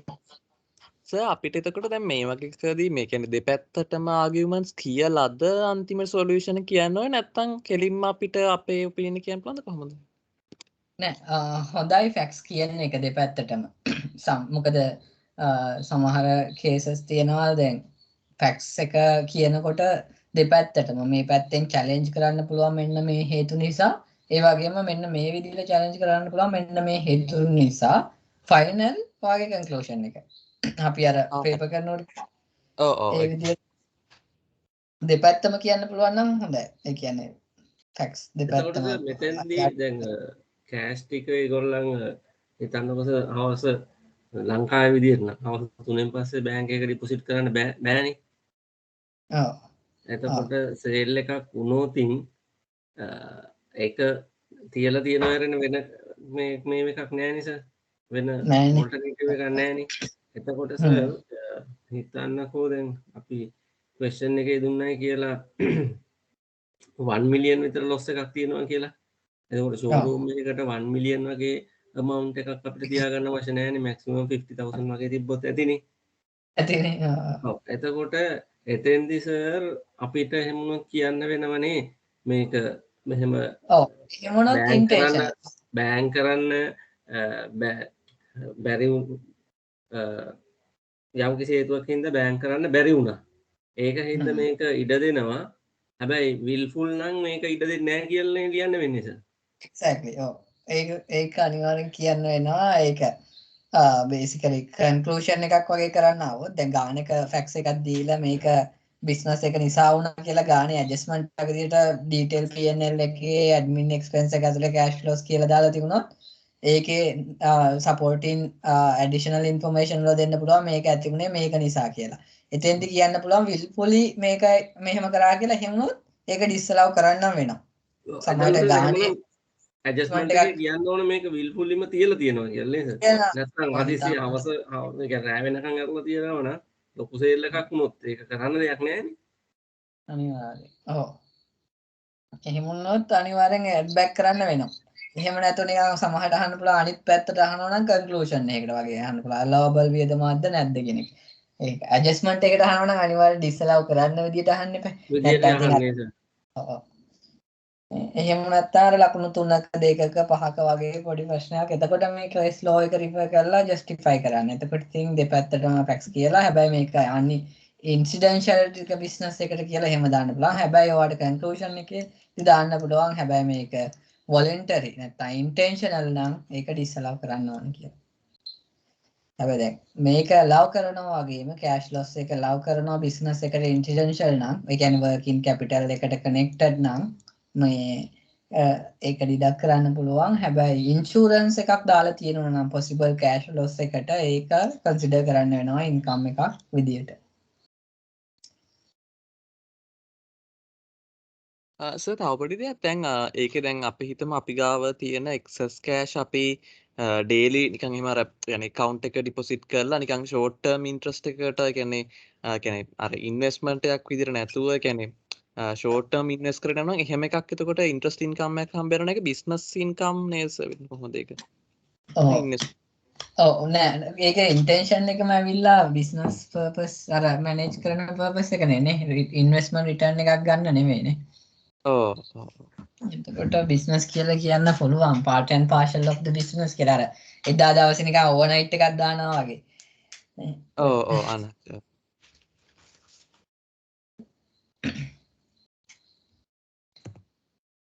එතකොට the next slide the rubber plantation කැලක් තිබුණා නිකන් මට නිකන් සැකේට මම ගත්තේ මේක you also sometime might be noted right right here මුලදීම තියුනේ but ඒක සමහර විට not sure whether they might test this one rubber plantation here establish this එහෙම ආවොත් විතරයි history එකට connect කරලා නිසා නිකම් මම දැම්මේ මොකද තියෙන්නේ just ඒක අපිට ගන්න පුළුවන් agro farming කියලා ගන්න පුළුවන් මොකද මේක අර අලුතෙන් ආපෝ definition එකේ තියෙන නිසා සමහරට connect කරයිද දන්නේ නැහැ advice එකක් විදියට 5 mark 2 mark වගේ no mark වෙන්නත් පුළුවන් so agro farming exempt 5-year period from this date 1920 ඉඳන් exempt කරලා තියෙන agro farming එක ඒ කියන්නේ latex වෙන්න පුළුවන් rubber කිරි ටික වෙන්න පුළුවන් ඒක raw form එකකින් යනවා එතකොට agro processing වගේ නම් 14% යනවා ඒක එතකොට ඒ වගේ business වලට plantation අනිත් මොනවා හරි ආවත් මේකම apply කරන්න පුළුවන් එතකොට information technology මම safe side මේක දැම්මේ if any case link to the unseen එකට unseen connect කරොත් exemption එක මෙන්න මේ asset එක අනිවාර්යෙන් income tax වලට ඔයාලා බලන්න මේ asset එක ඒක asset කිව්වම මට මතක් වුණේ මෙතන ඔයාලට exam එකේට asset notification අරන් යන්න පුළුවන් notification ටික තමයි මේ ටික ඔයා department website එකට ගියොත් මම ඒක ඔයාලගේ group එකෙත් දාන්නම් මේ මෙතනත් share කරන්න මේ gazette notification ටික මේ ටික බය නැතුව අරන් යන්න පුළුවන් publish කරලා නැහැ ශ්‍රී ලංකාවකින් ලොකුවට publish කරලා නැහැ ගොඩක් but මේකෙත් සමහර gazette අදාළ නැති ඒවා තියෙනවා එතකොට මෙන්න මේ gazette එක අනිවාර්යයෙන්ම අරන් යන්න පුළුවන් information technology and enabling services වලට VAT exemption ගහපු gazette එක right ඊට පස්සේ income tax exemption එකට information technology enabling services වලට ගහපු gazette එක මේ දෙක අනිවාර්යයෙන්ම possibility එකක් තියෙනවා check කරයි කියලා information technology මේක අපි class එකේ කරා මම ඒක නිසා වැඩි කියන්න යන්නේ නැහැ නැත්තම් අනිත් ළමයට අසාධාරණයක් වෙනවා මේ ඒ දෙකම බලන්න යන්න ඊට පස්සේ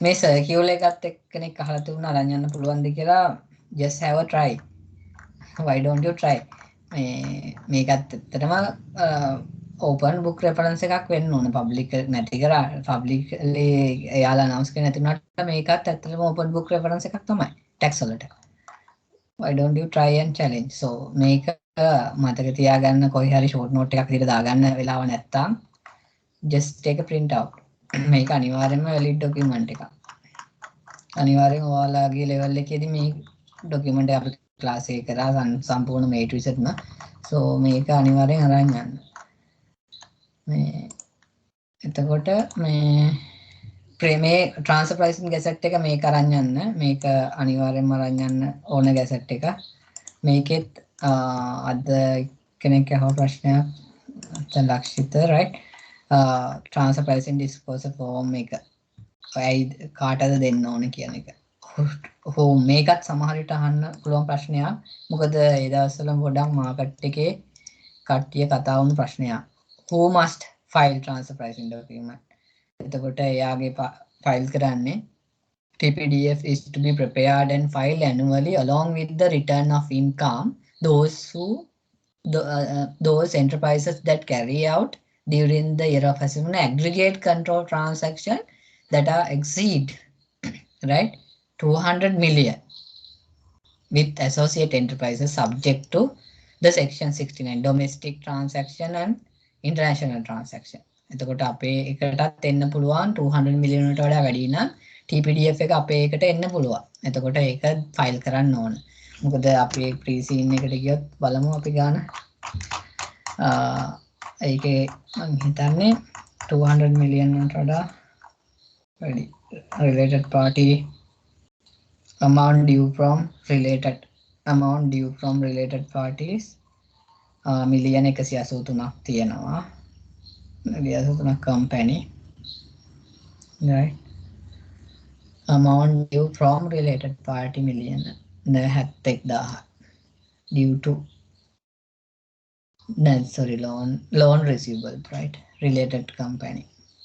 And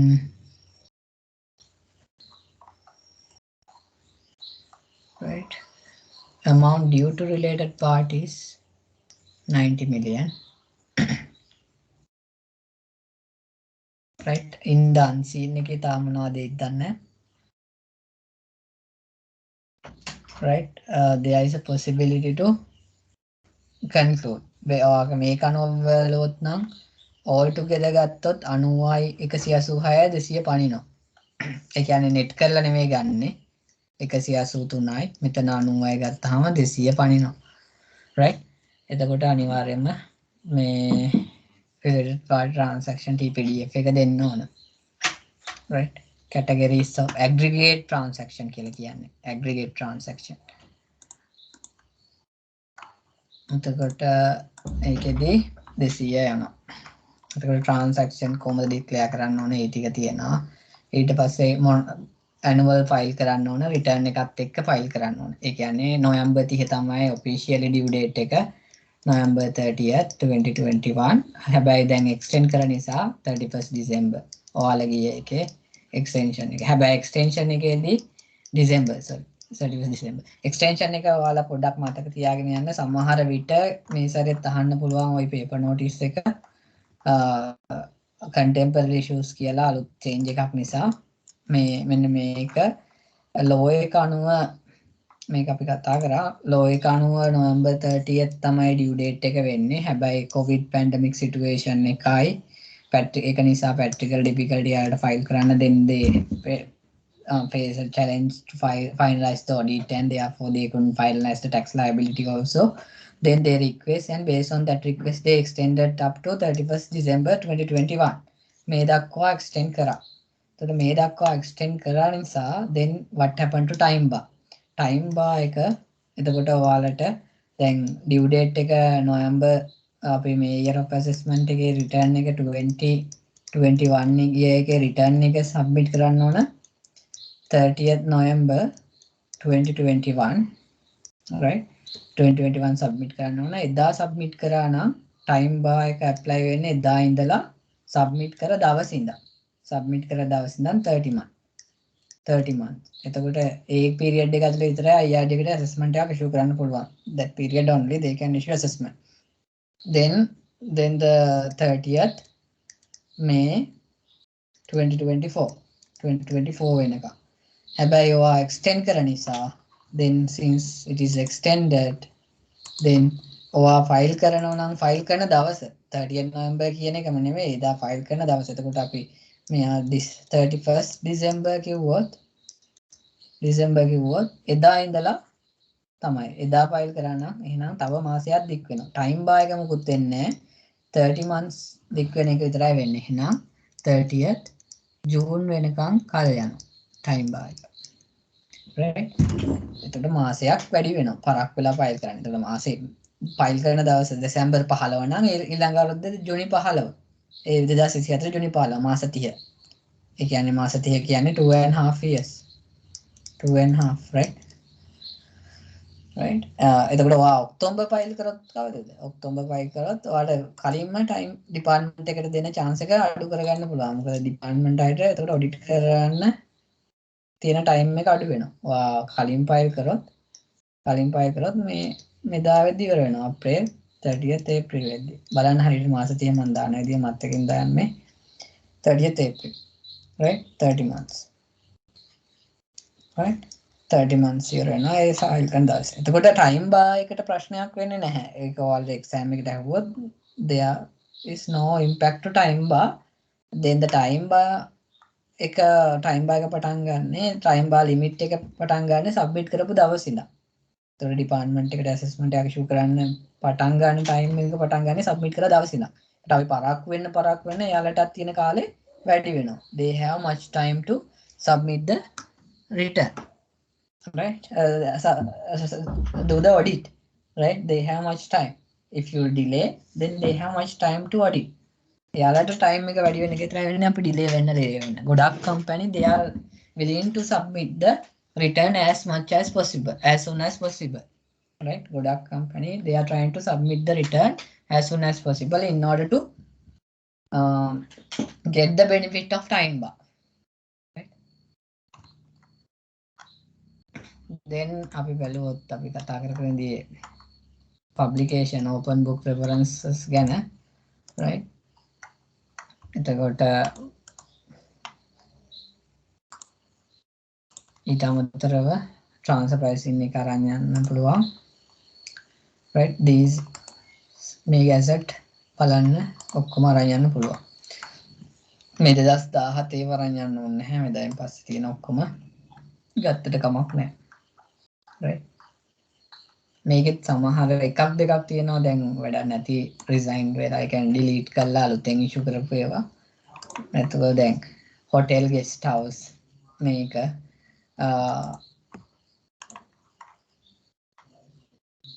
sorry මේක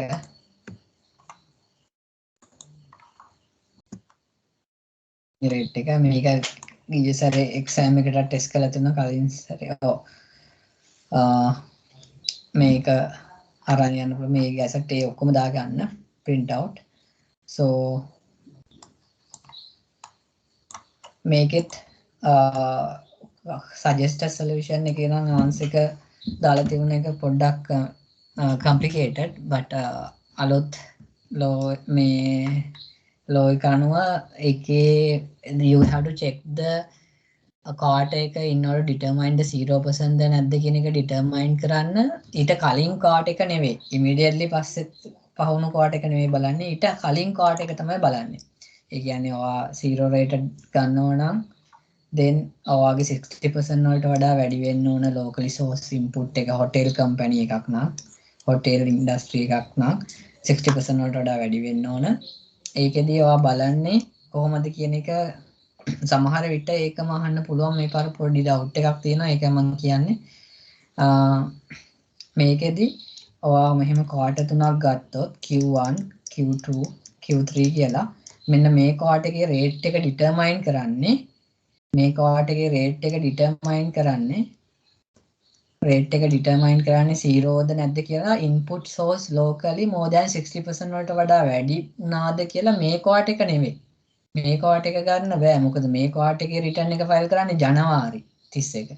එතකොට මේ quarter එකේ return එක finalize වෙන්නේ ජනවාරි. එතකොට ජනවාරි පළවෙනිද invoice එක ගහන්නේ 0ද 8ද කියන එක අපි determine කරන්නේ කොහොමද? return එක file කරන්නේ නැතුව 60% වලට වඩා වැඩි කියන එක ගන්න. එහෙම ඒක නිසා what you have to do is then the ඒක department එකේ explanation එක උනේ they have a separate session for this. They ask us to take the values based on this quarter. මේ quarter එකට ගිහිල්ලා input check කරන්න. input source locally more than 60% වලට වඩා වැඩි නම් මෙන්න මේ rate එක apply කරන්න පුළුවන්. එහෙනම් 0% මෙයාට යන්න පුළුවන්. 0% යන්න පුළුවන්. මේ quarter එක නෙවෙයි. මේ quarter එක නෙවෙයි. right? මෙන්න මේ quarter එක. ඔයා බලන්න ඕන මේ quarter එකයි. quarter එකක් ඇරලා ඊට කලින් quarter එකේ inputs බලලා තමයි මේ quarter එකේ rate එක determine කරන්නේ. ඒක මට පොඩ්ඩක් කියන්න ඕන වෙලා තිබුණේ. මොනවද දෙන්න කොහොමද මේක දාන්න? sorry.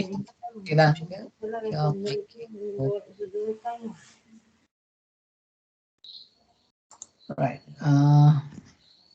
Then yes, සිරන්න. අර එතකොට සර් මේ එකේ මේ මොකද පේපර් එක ඩිස්කස් කරන එකේ මේ ඉන්ස්ටිටියුට් එකේ මේ හැදුවේ ඉමීඩියට්ලි පස්සේ කවාට එක අරගෙනද? ඔව් ඒ කියන්නේ ඉමීඩියට් ක්වාටර් එක අරගෙන. එතකොට දැන් සර් හරි එක මොකක්ද සර්? නෑ ඒකට කලින් කවාට එක වෙන්න ඕන. මේ තමයි ඒකට ඉෂු කරපු සර්කියුලර් එක. This is the circular. මේකත් බලන්න. This is the circular they issued further elaboration. It is also available in the website. Right? Criteria එක කොහොමද ගන්නෙ? With the example. මේ ගන්න විදිය කොහොමද විශේෂ කරන්නේ ඔක්කොම තියෙනවා. This might useful for you as well. Right? Then this is also I ask you to refer before go to the exam. Better if you have a time, right? I will share. Final මේ එක මේ කලින් quarter එක කියන්නේ තුන්වෙනි quarter එක නම් පළවෙනි ක්වාටර් එක නේද බලන්න ඕනේ. ඔව් පළවෙනි ක්වාටර් එක. ඒක I also confirm with the Department of Inland Revenue. Right.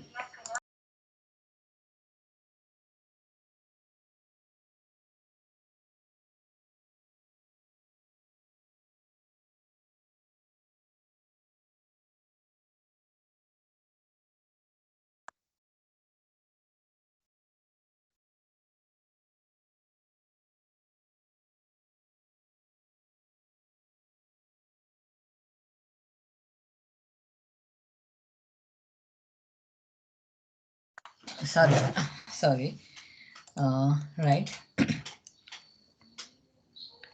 Then Gazette වලට ගියොත් Gazette එකට ගියාම ඔය කතාවක් කියන්නේ sorry. Then these are the Gazettes, right? Hope you can get these things, right? The Gazette notification and circulars ගත්තොත් circular මං දැන් පෙන්නපු එක you can take it in the exam. And this one, these two important. Then other than that, if better if you can take this one as then the interest, the bank called the same thing. No, this is the previous one. They recently they amended that. Yes, that the correct one is I show it to this one. Then this is the EPF ETF. If you want, you can take it. Make a EPF ETF. I don't think this might they ask right from you. This is for EPF ETF one. This is also you can prepare as open book reference. Right. Then I know that then you are familiar with the open book references. Then if you want to download ads, then the soft copies are there. However, then this is the Inland Revenue Act. Then this is the amendment. So VAT purpose, these are the things. I think you have all the things. Let's move to the remaining part. Anyway, the exemption VAT purpose exemption list. I will share with you updated exemption list up to now. Updated exempt list. All updated exempt list, VAT exempt list. And the Inland Revenue Act also I will share updated up to date with the changes. Then it is easy for you to refer at the exam the updated Inland Revenue Act as well, right? The updated Inland Revenue Act, that you can amend your notebook or the open book references accordingly. This is the one. If anyone don't have this, let me know, right? I will share. Then all the rate changes in the first schedule which are applicable in the, then all the things are amended here, right? Which is very useful, right? All the things updated here, right? Recent changes.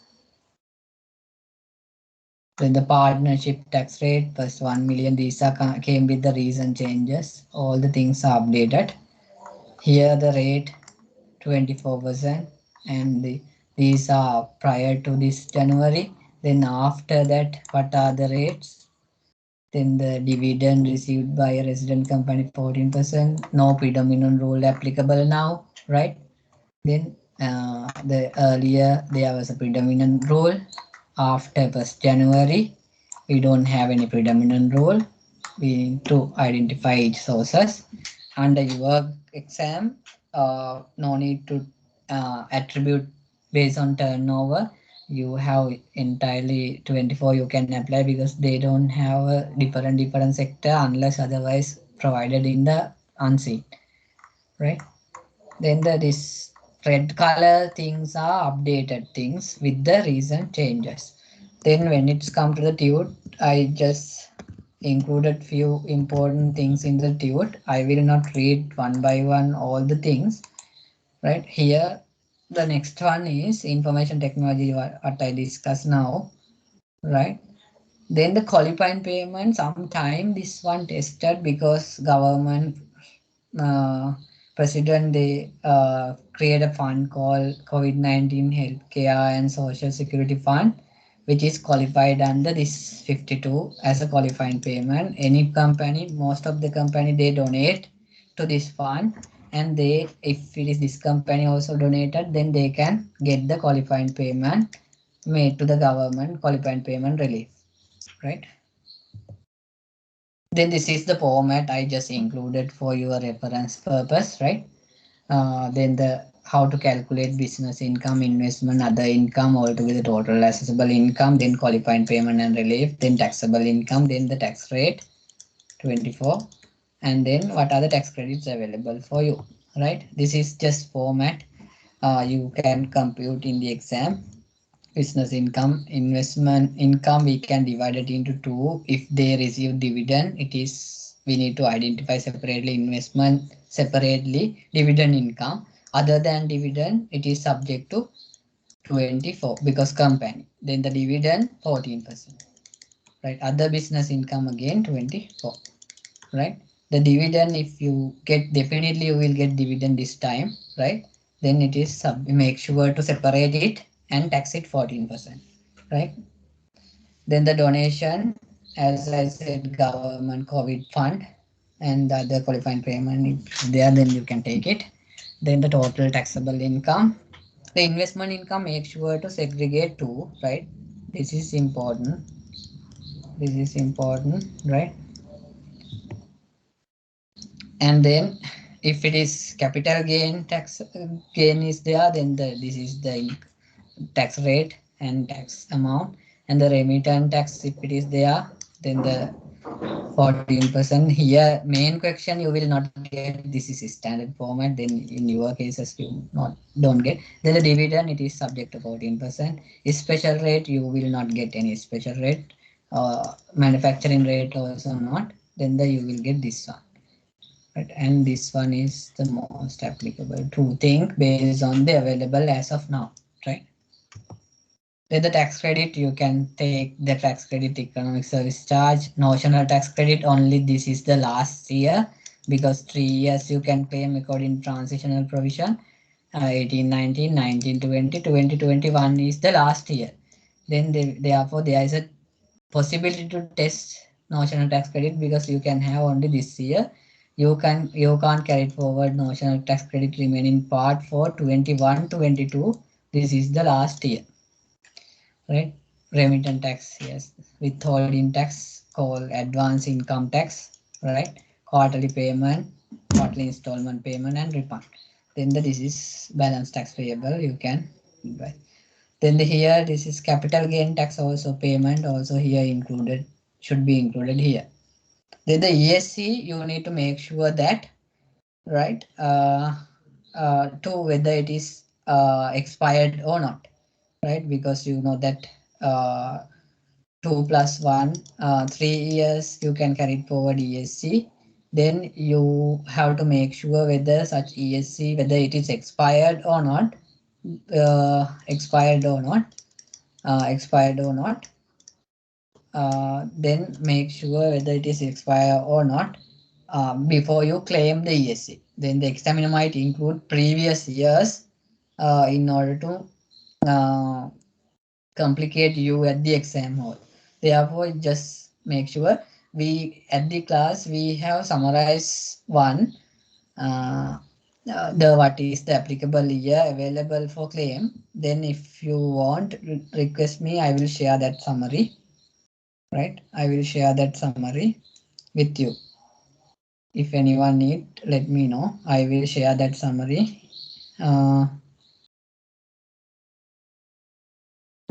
then these are just include for your reference purpose. Right, what are the rates available? Here also the same. What are the rates?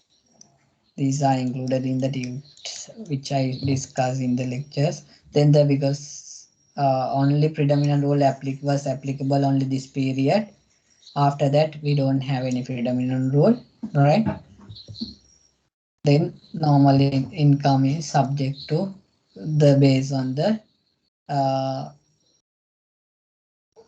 turnover basis you can apportion. Otherwise, you have to maintain separate accounts, right? A separate account for each sources, right? Separate account unless otherwise. Then the SME sector, then these are the rates I will share with you. These are the rates available for each and every industry. Right. Then the separate account you need to maintain. That new separate account requirement came with the recent changes.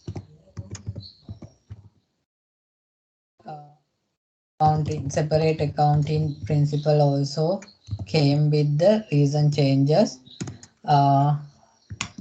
Then that is why you need to prepare in order to apply the different tax rate. So otherwise you have to take the turnover basis, unless if you can't, because you know that most of the company they do account use the same ERP system to record. They don't prepare export part separately, manufacturing part separately, likewise manufacture and local sale part separately. Therefore you need to properly turnover basis. Most of the company nowadays they apportion based on the turnover because they can't make they can't have a separate accounting platform because it is expensive. They go with the turnover basis. Taxable income they will compute and then apportion based on the turnover. But in our section we don't have that kind of scenario. Anyway, if it is there, let me just explain one scenario called manufacture and export. Right, manufacture and export.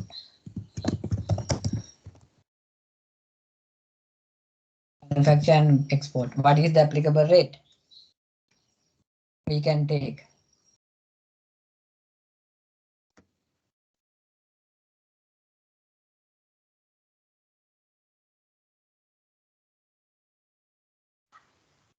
So manufacture 18%, but export 14%. Yes, that is why this kind of action, if it is come, that is why I asked. Then we can apply the more beneficial rate. That is more beneficial rate is 14%. Then we are deciding factor is export. We can go with the export. Here, let's say manufacture and local sale. What is the applicable rate? 18%. 18. Exactly, 18%.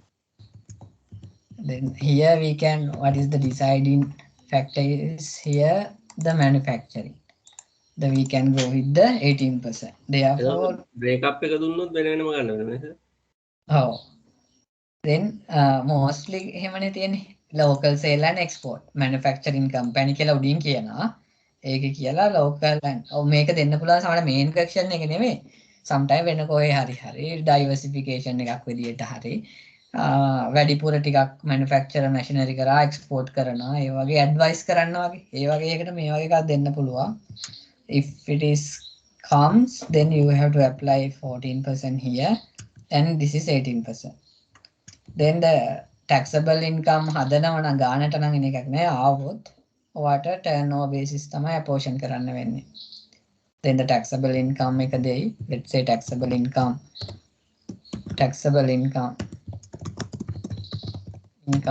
100 කියලා. Then the turnover proportionately turnover දෙයි.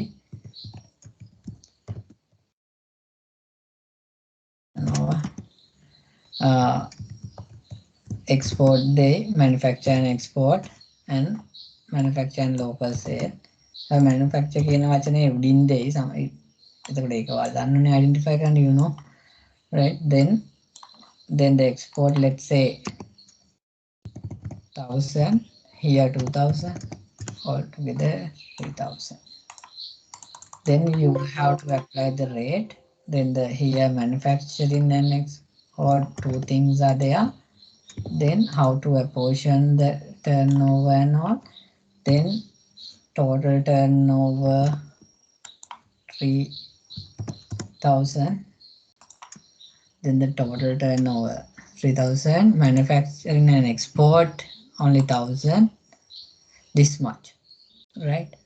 Into how much the taxable income, 133, right? අපි නිකන් බෙදන ගානක් ගත්තොත් මේක 2000 එන right නෑ ඒ ගානක් තියෙමු. It is easy for us to identify. Here 2000 divided by this multiplied by this, then this is the rate. Then you can apply 14% for this one 18%. Likewise, you should be able to attribute and conclude the answer, right? Then the two different activities, if it is there, then if they have investment income, you can investment income, then it is 24%. It is 24%. If they have dividend income, this is 24, right? If they have dividend income, right? Dividend income, it is 40.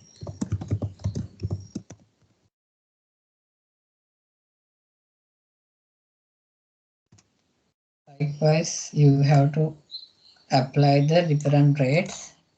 Then the dividend and interest, no need to apportionment. You can directly identify how much the income, right? No apportionment is required, right?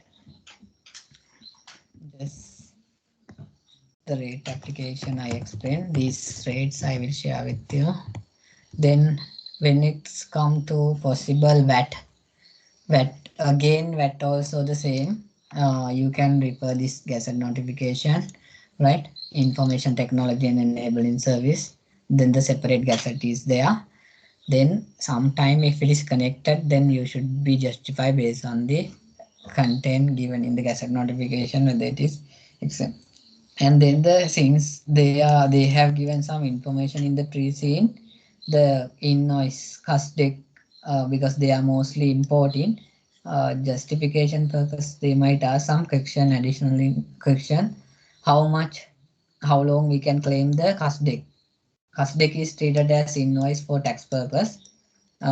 Import purpose, when we are importing, we receive the custom, we can claim up to 24 months maximum. Like check එකක validity period එක 6 month වගේ custom එකක් අපිට claim කරන්න පුළුවන්. අමතක වුණොත් එක quarter එකක claim කරන්න, ඊළඟ quarter එකේ claim කරන්න පුළුවන්. එහෙම උපරිම යන්න පුළුවන් මාස 24ක් විතරයි. I mean 2 years in, right? 2 years maximum. Here local invoice, if you couldn't claim this particular quarter, next quarter you can claim. Likewise, you can go up to maximum 1 year, right? 1 year you can go up to maximum 1 year, 12 months, right? You can claim. Beyond that you can't claim. If examiner give invoices which are old invoices, right, in 2019 invoices or 18 invoices, you can't claim.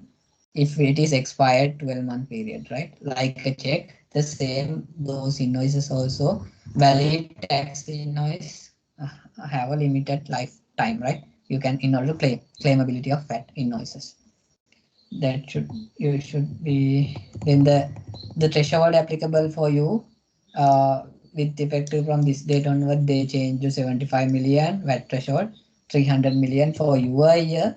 Yes, it is easy to remember, 75 million per quarter, 300 million per annum. Then the VAT rates then you have only two VAT rate, 8% and 15%. No other VAT rates applicable now, right? Then your year of assessment, if we take your examinable year 2021, right? You have a standard rate, 0 rate, and 15% for VAT on financial service, right? Then there is a possibility to ask a question like, right, there is a possibility to test the invoice in order to determine the valid tax invoice. Valid tax invoice, what are the content? Specific details should be stated in that particular invoice, right? If you see, there is the invoice related things here and there in the pre-scene, right? If you see, right? Here and there, invoices, you can see, right? Invoice things are there because invoices are not properly. Then the sometime as a tax consultant or tax practitioner, they might ask what are the specification should be included in the tax invoice, right? If it is tax invoice, then these are the condition. One is name, address, and VAT registration number of the supplier, name, address, VAT registration number of the purchaser, right? Two things. Then date of the invoice and the serial number must, right? And date of supply and description, quantity or volume, and the value, VAT, and consideration, right? Then the tax invoice name should be appears as predominantly, then the prominent place, right? Prominent place in order to catch the saying like tax invoice, right? ලොකුවට tax invoice කියලා invoice එකේ ගහලා තියෙනවා, right? ඒවා අනිවාර්යෙන් law එකේ තියෙන දේවල්. ඒ වගේ එකක් එහෙම නැත්නම් tax invoice එකක් වෙන්නේ නැහැ. If you are issuing invoices to non-VAT registered person, you need to issue a inclusive invoice, inclusive figure එක. VAT එක පෙන්නන්න ඕනේ නැහැ, right? Then when discussing the value-added tax perspective, right? Then you need to check, right? You need to check here. Then we can identify few exemptions, right? Few exemption we can identify. One is called, right? If we take rubber scenario, rubber ගාවල තියෙන නිසා මම නිකන් දැම්මේ rubber supply කියන්නේ sale.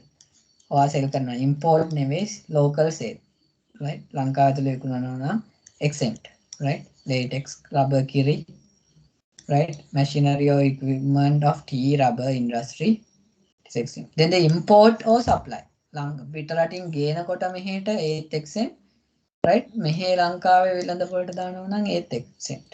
ලංකාවේ ගෙන්නලා විකුණනවා. එතකොට මේ company එක ගොඩක් වෙලාට කරන්නේ this company mainly doing import and sale. This is import and sell, in other words. Import and sell. Import and sell දෙකම exempt. Import කියන custom එකෙන් charge කරන්නේත් නැහැ VAT. මෙහි local වෙළඳපොළට විකුණනකොට VAT ගහන්න ඕනෙත් නැහැ. Agriculture machinery and part, electronic equipment, see. Then the equipped solution, no?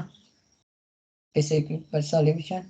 Equipped office solution, this company is more equal, right? The machinery used for the production of rubber or plastic mold in this rubber related thing, and computer accessories, right? Relevant to HS codes. Then those are exempt. Just identify. Then I will share the full list, updated list. You can find out more. Then when it's come to transfer pricing, you can see transfer pricing, they are transferring here they says in the same para I extracted, the holding company is the main revenue generating company of the group, which contributes 70% of the group revenue. Group policy, intercompany transaction to sell the product at prime cost. They are transferring to the cost of the product without adding markup. Then the no markup. Without adding markup. Then you have to think about that. If it is without markup, whether they are transferring the profit, then the shifting the profit each other, because some company they might they might have a loss making company, right? Then therefore, whether they are transferring the profit one company to other in without charging the markup, right? Then the other company making higher profit. Therefore, you need to look at that, right? This is the two financial statement they provided HTA.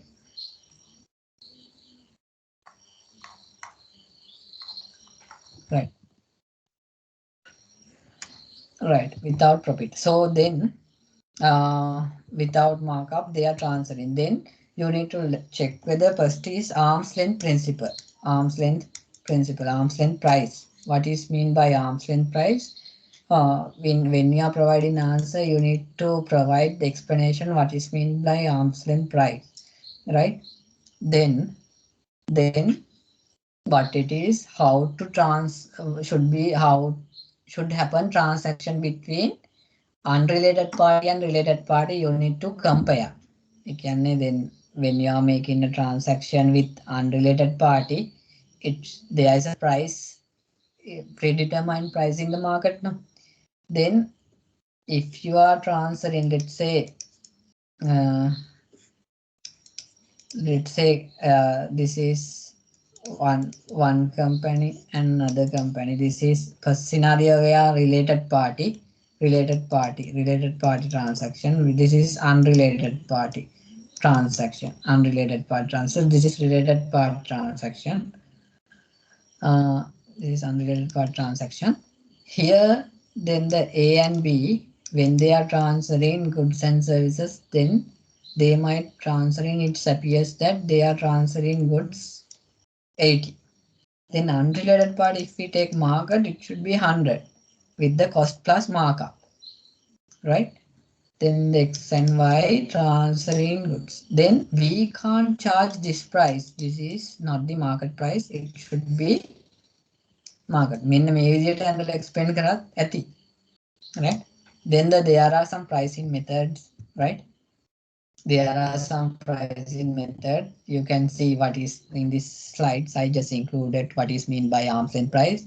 Then it better if you can recommend කරන්න කිව්වොත් මොකද්ද pricing method එකක් recommend කරන්න කිව්වොත්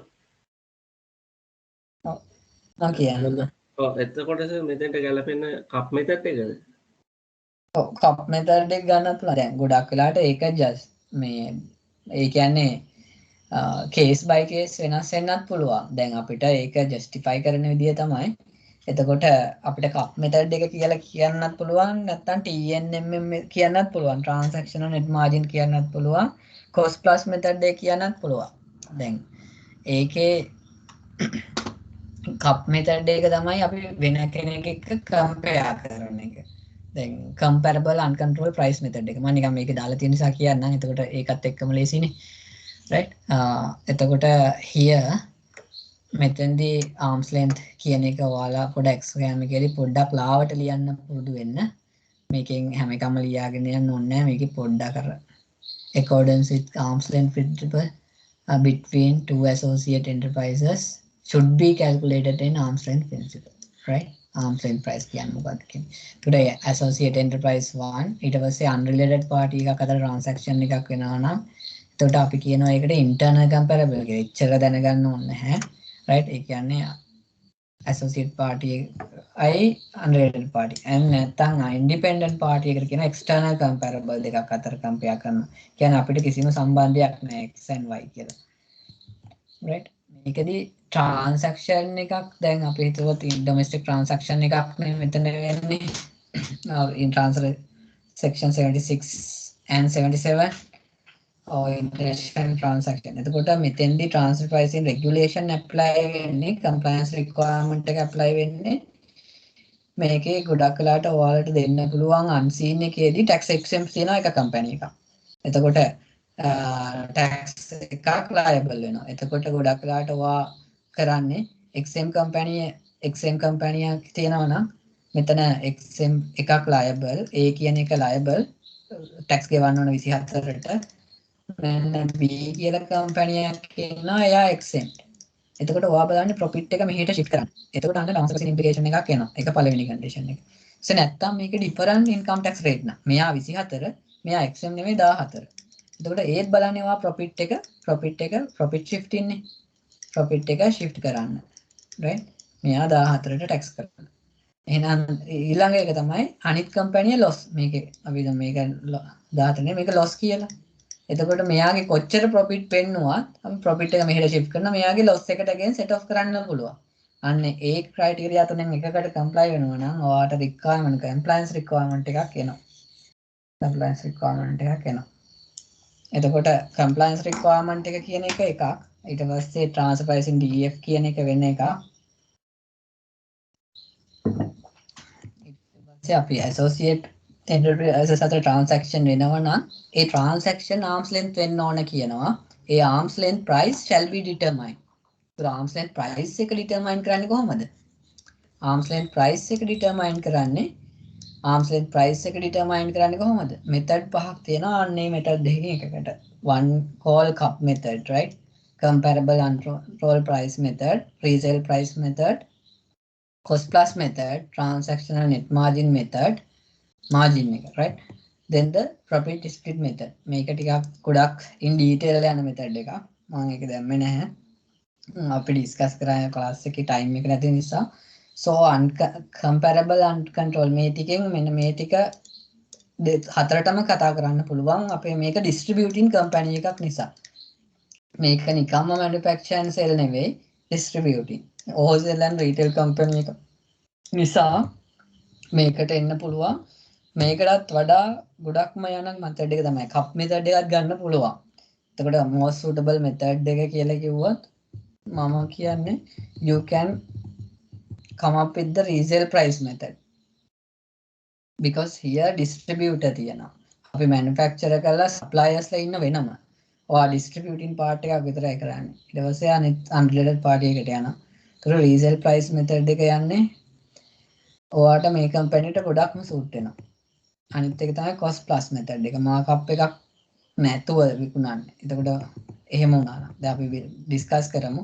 මේ තුනේ එතකොට ඔයාලට හිතේ මොකද්ද හරියටම යන්නේ කියලා. right? comparable කියනකොට comparable uncontrolled price means cup method compares the price charge.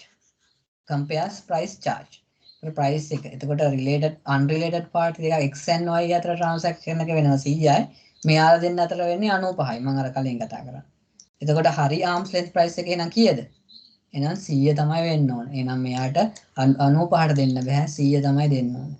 ඒකට ඔයාලට මේකිනුත් ආගිව් කරන්න පුළුවන්. ඒ කියන්නේ benchmark කරනවා. තව similar industry එකක් අරගෙන similar circumstance එක ඔයා compare කරනවා මේ දෙක. right? එතකොට අනිත් එක තමයි resale price method කියන්නේ resale price margin එක. comparable resale price margin එකක් තියනවද arm's length price එකට arrive වෙන. ඒතකොට එකම margin එකක් දෙන්නම use කරනවද? same distributor. මෙයාත් distributor. right? මෙතෙන්දී සමහරට ඔයාලට මෙතන දීපු ඉන්ෆෝමේෂන් එක අපිට ලොකු හින්ට් එකක් ගන්න බෑ. ඔයාලට මම මේ හතරම කියන්නේ ඒකයි. එක්සෑම් එකේදී ඔයාලට මොනවා හරි හින්ට් එකක් එයි මෙතෙන්දී. අන්න ඒක බේස් කරන් තමයි ඔයා මේ හතරෙන් එකකට ආන්සර් එක දෙන්න ඕන. right? distributor. මෙයා distributor. එතකොට distributor මෙයා දෙනවා නම් මෙයා price එක දෙන්නේ uncontrolled price එක 100යි. uncontrolled resale price margin එක 5ක් දාලා තමයි දෙන්නේ external comparability එකක් එක. ඒකට හැබැයි මෙයා distributor කියලා customer ට දෙනකොට මෙයාගෙන් manufacturerත් මෙයානේ. හැබැයි මේකෙදි related party නෙවෙයි. ඒක නිසා දැන් හැබැයි මේකෙදි මේ resale price එක script කරන්න පුළුවන්. මේකෙදි unseen එකේදී තව කවුරු හරි manufacturer කෙනෙක් විදිහට ආවෙ නැතොත්. හැබැයි කවුරුවත් මේකේ manufacturer related party එකක් නැහැ. එහෙනම් අපිට මේක අයින් කරන්න පුළුවන් unless ආවේ නැතොත්. right? exam එකේ unseen එකේ ආවොත් මේක ගන්න පුළුවන්. හැබැයි මෙතෙන්දි මෙයාට benefit එකක් තියෙනවා 95ට ගන්න. control price එක 95ට ගන්න. right? එතකොට මෙයාගේ purchase cost එක 100, other cost එක 90ක් දාලා margin එක 10ක් add කරලා 100ට විකුණනවා. right? හැබැයි මෙයාට ගන්න වෙන්නේ uncontrolled price එක 100ට. මෙයා 95ට ගත්තට මෙයාට ගන්න මෙයා මාකට් එකේ 100ට දෙනවා but මෙයා ගන්න 100ට right එහෙනම් ඒකෙන් other cost එකයි resale price margin එකයි මේ formula එක තියෙනවා ඔයාලගේ exam එකට මෙච්චර නෑ මම නිකන් print කරන්නේ so එතකොට other cost එක 10යි resale price markup එක අයින් කරාම හරිම arms length price එක වෙන්න ඕන 85 මේ 95 නෙවෙයි 85 තමයි වෙන්න ඕන right 85 තමයි වෙන්න ඕන 95 නෙවෙයි 85 වුණොත් තමයි මාකට් එකට external comparable එකත් එක්ක compare වෙන්නේ. cost plus method එක තියන්නේ මේක ගන්න පුළුවන්. ඔයාලගේ තියෙන prime cost එකට යනවා කියලානේ. So the transfer pricing method which are comparable gross markup added to the included by the supplier. So මෙතෙන්දී බලුවොත් cost plus එකේදී cost එක ගන්නවා markup එක 10 110ට දෙනවා. external party control price එකේ GP එක තියෙන්නේ 5යි margin එක. ඔයා දෙනවා 10යි. හැබැයි මේ gross GP margin එක 10යි 10 110ක් වෙනවා. මෙතන බලුවොත් cost එක වෙන්නේ එතකොට 100මයි. එතකොට uncontrolled margin එක වෙන්න ඕන. මොකද internal external party x and y අතර margin එකක් එයා තියන්නේ 5යි. හැබැයි අපේ ගානේදී මේක නැහැ. ඒ කියන්නේ margin එකක් දීලා නැහැ. අපේ ගානේදී margin එකක් නැහැ. එහෙනම් ඒකත් අපිට අයින් කරන්න පුළුවන්. එතකොට 2යි 3යි දෙකම අයින් කරා. එතකොට මේ cost plus එකත් අයින් වෙනවා. right මෙතන gross margin එකක් තියෙනවානේ compare with gross margin. gross margin එකක් නැහැ කියලානේ අපේ එකේ කියන්නේ. margin එකක් නැහැ කියලා කියන්නේ. එතකොට මේකත් එන්නේ නැහැ. මේකෙදි තියෙන margin එකක් තියෙනවා. අපේ margin එක වැඩි. එළියේ margin එකට වඩා. එතකොට මේකත් එන්නේ නැහැ. TNMN එක. net margin compare the net margin එක. here net margin එකක් තියෙනවා. compare the net margin relating to product. here you can see net margin 10%. මේක 5. net margin එකක් තියෙනවා. එතකොට 105 වෙන්න ඕන. මෙයා charge කරනවා related party company එක 110ක්. 105ට එළියෙන් ගන්න පුළුවන්කම තියෙද්දි. එතකොට ඔයා බලන්න මෙතනත් ලොකු price එකක් දාලා තියෙනවා. රුපියල් 5 කියන්නේ මිලියන ගානකට transaction වලට කොච්චර ලොකු ගානක්ද. මෙතනත් ඇවිල්ලා net margin එකක් charge කරනවා.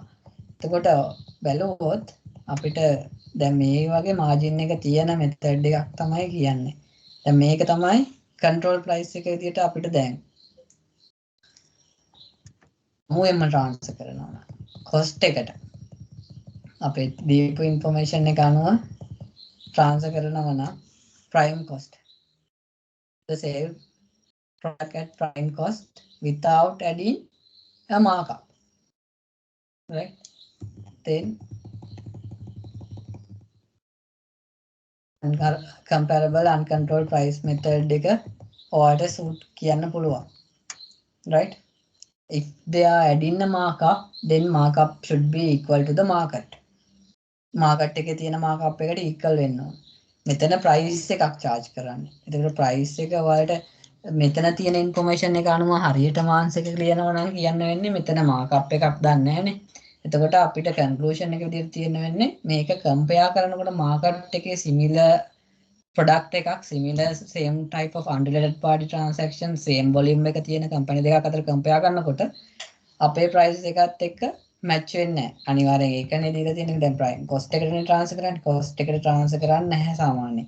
එතකොට ඒ කියන්නේ ඒ අතරතුර related party transaction එකක් සාමාන්‍ය cost එකට transfer කරනවා කියන්නේ benefit එකක් ගන්නවා. they are trying to get a benefit out of it. මොකද එහෙනම් වෙන්න ඕන ඇත්තටම මේකට market එකේ මෙන්න මේ product වලට equipment වලට අදාළ company දෙකක් අතර compare කරලා එයාලා charge කරන markup එක මෙයාලත් add කරන්න ඕන. ඒක තමයි හරි. net margin හරි. Then they can use another way. Then the cost plus එකේදී ඔයාලට නිකන් supporting එකක් විදිහට comparable cup method එක use කියන්න පුළුවන්. හැබැයි මෙන්න මේකෙදි ඔයාලට cost plus method හරි TNM හරි කියන්න පුළුවන් net margin හරි then the markup කියන gross markup එකක් එතකොට මාකට් එකේ මෙයාලගේ ඉක්විප්මන්ට් වලට මාකප් එකක් තියෙන්නේ අන්රිලේටඩ් පාර්ටි අතර කොහොමද මාකප් එක? ඒක මෙයාලා ඇප්ලයි කරා නම් හරි. the cost plus method. මේ වගේ එකක් රෙකමන්ඩ් කරන්න පුළුවන්. අපිට මේකෙදි යූස් කරලා එක කියලා එක අයිඩෙන්ටිෆයි කරන්න බෑ. මෙයාලගේ ප්‍රයිසින් මෙතඩ් එකක් නැහැනේ. කොස්ට් එකට විතරයි ට්‍රාන්ස්ෆර් කරන්නේ. එතකොට මාකට් එකේ තියෙන මාකට් එකේ මේ ප්‍රොඩක්ට් එක ට්‍රාන්ස්ෆර් වෙන්නේ සාමාන්‍යයෙන් මාකට් එකේ මේ ප්‍රොඩක්ට් එක දැන් අපි මේ කොස්ට් එකට ක්ලාස් 80ට ට්‍රාන්ස්ෆර් වෙනවා කියලා.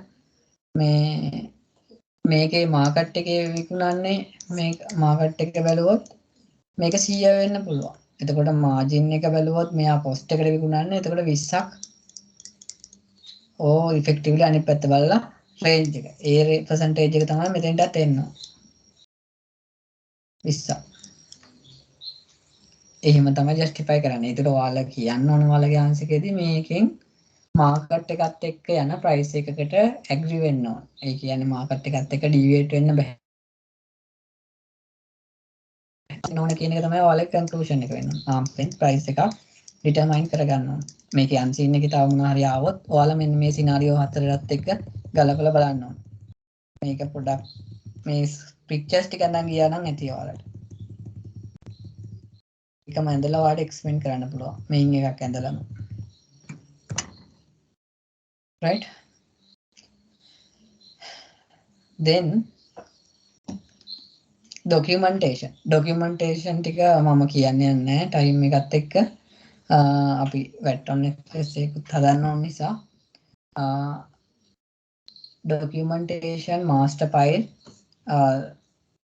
අපිට තියෙනවා master file එක තියෙනවා then we have CBCR report local file තියෙනවා right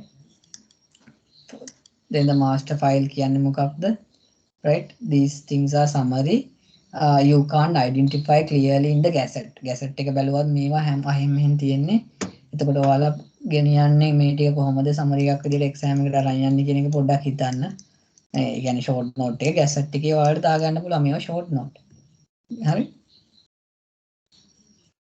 who required to maintain may local taxpayer being a member of multinational group if the turnover exceed euro 50 million or equivalent in Sri Lankan rupees is 0%, they need to maintain this master file. Local file, enterprise carried out, control transaction with other enterprises. මෙන්න මේකේ local file එක මේ company එකට IOELLK නෙවෙයිනේ. sorry. EOSL එකට maintain කරන්න ඕන local file එක. multinational group කතාව වෙන්නේ නැහැ මේකෙදි මේ දෙකම එන්නේ නැහැ මේක එනවා right අපේ scenario එකේදී මොකද multinational කතාවක් සම්බන්ධයක් නැහැ free scene එකේ එතකොට මේක අනිවාර්යයෙන්ම ඔයාලට දාන්න වෙනවා ඒක කවදද නොවැම්බර් 30 දෙන්න ඕන along with the return of income tax return එකත් එක්ක they have to comply then the local file within 60 days return request එකක් කරොත් CGIR within 60 days sorry request करते then the master file CBCR country by country not applicable these two are applicable make a request करो वितराय මේ දෙක අනිවාර්යයෙන්ම ලියාගෙන යන්න right මේකයි then the penalty transfer pricing documentation මේක එතකොට applicable වෙනවා මේක applicable වෙනවා right TPDF එක and the submission of document non disclosure and these things are all applicable right then this penalty provision you can take it from that this is however this is a summary මේක gazette එකේ තියෙනවා මෙතන දාලා තියෙන එක summary එක right that's it from my end on the there are a lot to discuss කරන්න තියෙන ගොඩක් හරියටම 10 වලට කරලා then let me quickly sir මේකේ මේ group company එකක් හින්දා associate අතර asset transfer වෙන එකක් අහන්න පුළුවන් නේද transfer asset transfer වෙන එකක් වෙන්න පුළුවන් එහෙමත් මොන වගේ දෙයක් දහන්න පුළුවන්? එහෙම වුණොත් මේ මම ඒකට සමරි එකක් හදන්න. මට හිතන්නේ මම ඒක මිස් වුණා ඒක. So I will share into the group that one. Separate asset transfer එකක් වෙනවා නම් ওই capital gain, right. I will discuss මම ඒක දාන්නම් ඔයාලට group එකේම. නිකන් slide එකක් හදලා.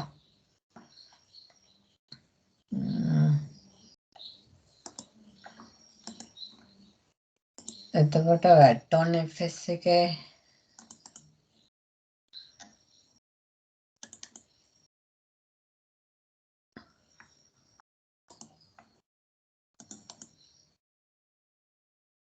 right VAT on FS එක ගත්තොත් VAT on FS එකේ ලොකු දෙයක් නෑ. then මොකද මේක අපි පොඩ්ඩක් බලන්න හිතුවේ today because they haven't tested this VAT on financial service. Therefore we'll have a quick look on this VAT on financial service as well. I will not read all the things on VAT on financial service, right?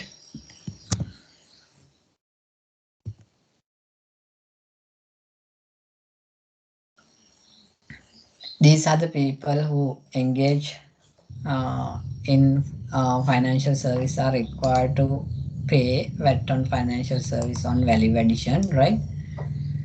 Then you know that all bank, finance companies, all person engaged in business of exchange currencies, right? Then the person who engage in providing facility of installment credit finance and hire purchase on brokers, and any other person engaged in one or more of the above said financial activity. In a කවුරුනොත් මේ වගේ වැඩක් කරනවා නම් even group company එකක holding company එකක් කරනවා නම් still department they are challenging to pay and asking to pay VAT on financial service. Most of the holding companies they are providing financial support and charging interest to the subsidiary, right? Then in that case it is also treated as financial service. There is a court case in the Supreme Court, still not resolved. Decision pending. However, the department is challenging that one. But you will not get that type of question in the exam. In normally bank එකක් or finance company එකක් තමයි, right? Then the due dates I will explain in the Excel. Then the rate applicable for that financial service is still 15%, no change, right? Even the rate change come, you have to compute the 15%, no differentiation. Budget එකෙන් එනවා 2021 වල ඉඳන් 2021 වල ඉඳන් නෑ 2022 financial year එකේ 2022 year එකේ only 12 month 18% කරනවා. ඒක proposal එකක් දැනට ඒවා exam එකට අදාළ වෙන්නේ නැහැ, right? And for this there is a gazette notification for you, right? A gazette එක පරණ gazette එක ඔයාට ඒක අනිවාර්යයෙන්ම exam එකට අරන් යන්න ඕන. ඒක ගන්න මම කියපු gazette වල උඩ ටික නෙමෙයි ඒක තියෙන්නේ 2014 year එකේ තියෙන මෙන්න මේ gazette එක, right? මේ ගැසට් එකේ හදන විදිය තියෙනවා, right? කොහොමද ගන්නෙ financial institution කියන්නේ මොනවද? Economic depreciation මේවා these are different from the capital allowance rate. ඒක නිසා then you have to take this gazette into the exam hall. If you get this type of question then definitely you have to apply this rate. ඒක නිසා මෙන්න මේ rates apply කරන්න ඕනේ එමලුම් වල and format එක there is a format. Then these things are quite different. Then මෙතන format එක ගාව මන් දෙන format එක ලියා ගන්න. Then I will include that format, right? I will share with you this VAT on FS tute, right? Then you can draw this format according to the recent changes. අලුත් changes එක ඔයා මේ format එක updated කරපු එක දාගන්න. Right? VAT on FS එකත් එක්ක annual adjustment එකත් එක්ක මොනවද දෙන්න ඕන document කියලා අහුවොත් These are the documents you should submit, right? These are the documents you should submit to the Internal Department once you submit in the annual adjustment. Final annual adjustment, right? Those things you need to remember. This gazette notification. Then I will share this gazette notification, this chat, and also soon after the session, I will share it into the WhatsApp group also. Right. Then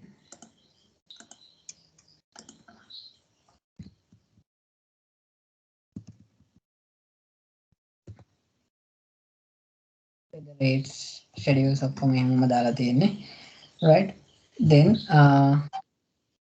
the VAT on financial service is required to pay if your value addition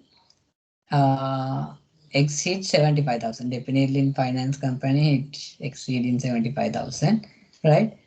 Then how to calculate? You need to take profit before income tax, and then you need to add that VAT. We don't have NBT now, right? And depreciation charge and emoluments, right? Then total it, and you can deduct economic depreciation based on the rate what we discuss here, the economic depreciation rates, right? Then you can deduct that, and then we call it as total value addition prior to tax. Then you can apply the turnover ratio, this amount based on the turnover, how much, right? Then apply that one. We call it as value addition attributable to financial service. Again, financial service වලට අදාළ වෙන. ඒ කියන්නේ 90ක් වගේම ගොඩක් ඒ වගේ finance ratio එක එනවා. 90ක් 10ක්. Financial service company එක 90ක් වගේ financial service. 10ක් තමයි other income තියෙන්නේ.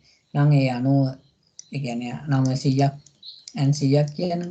90ක්. එතකොට මේ එන ගාන වැඩි කරනවා 90. Then once you multiply this one, then you can apply the applicable the formula. This is 115 divided the value addition divided by 115 and multiplied by 15, because the rate is 15. Now we don't have NBT. Without NBT we don't have NBT now.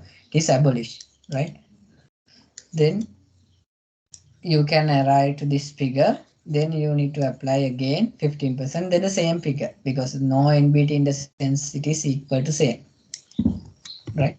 Then this is one calculation I have done as a summary, right? This I will share with you, right? Then how to calculate this one is very easy format. You can also write down in your gazette notification somewhere where the space provided, right?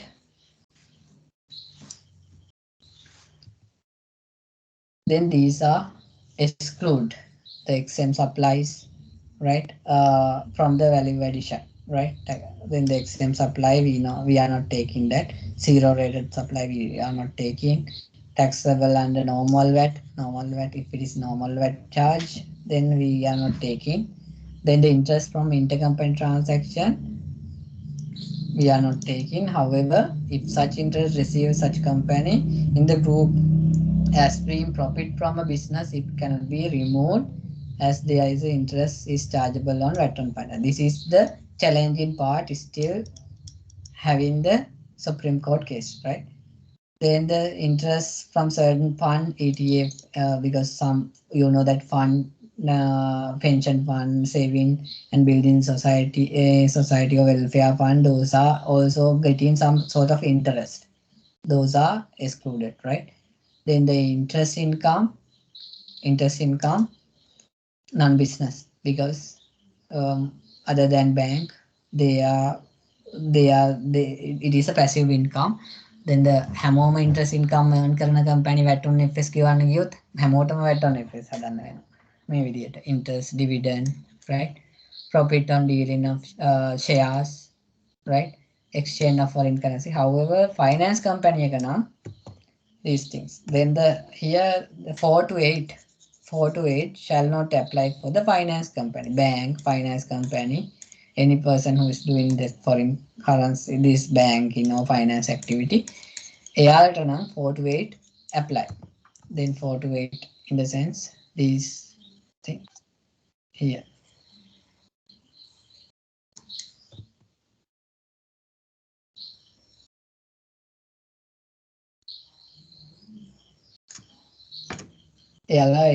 Investment income, dividend income also they have to pay.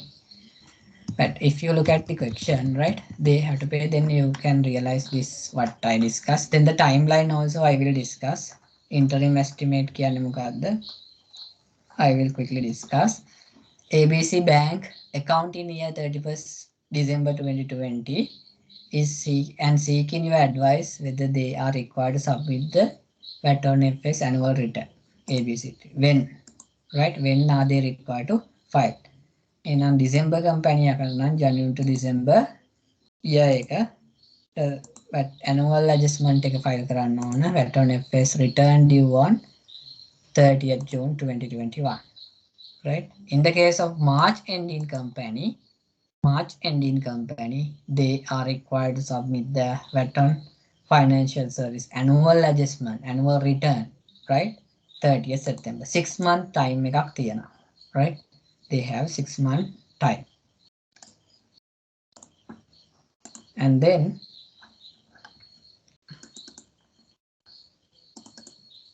right.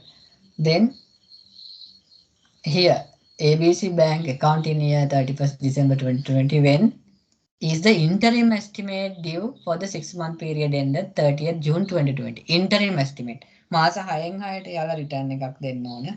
මාස 6න් 6ට හැම company එකක්ම bank and finance company. එතකොට first interim එක දෙන්න ඕන December company එකක් නම් Jan to December period, Jan to June period එක July 20th තමයි first interim එක දෙන්න ඕන. The second interim එක එහෙනම් July to December එක January 20th. 2021, right? First interim, second interim කියලා දෙකක් එනවා. ඊට පස්සේ annual return, right? Then the March company now here, March company now the first interim is due on April to September 6 month period 20th October, right? 20th October, right? Then if I draw this one in a diagram, right?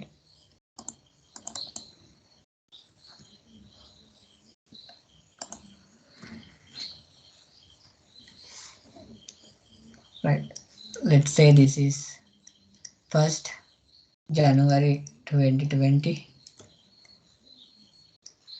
This is 31st December 2020 company, right?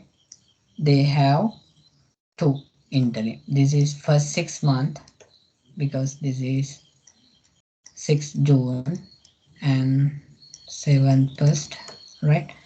First 6 month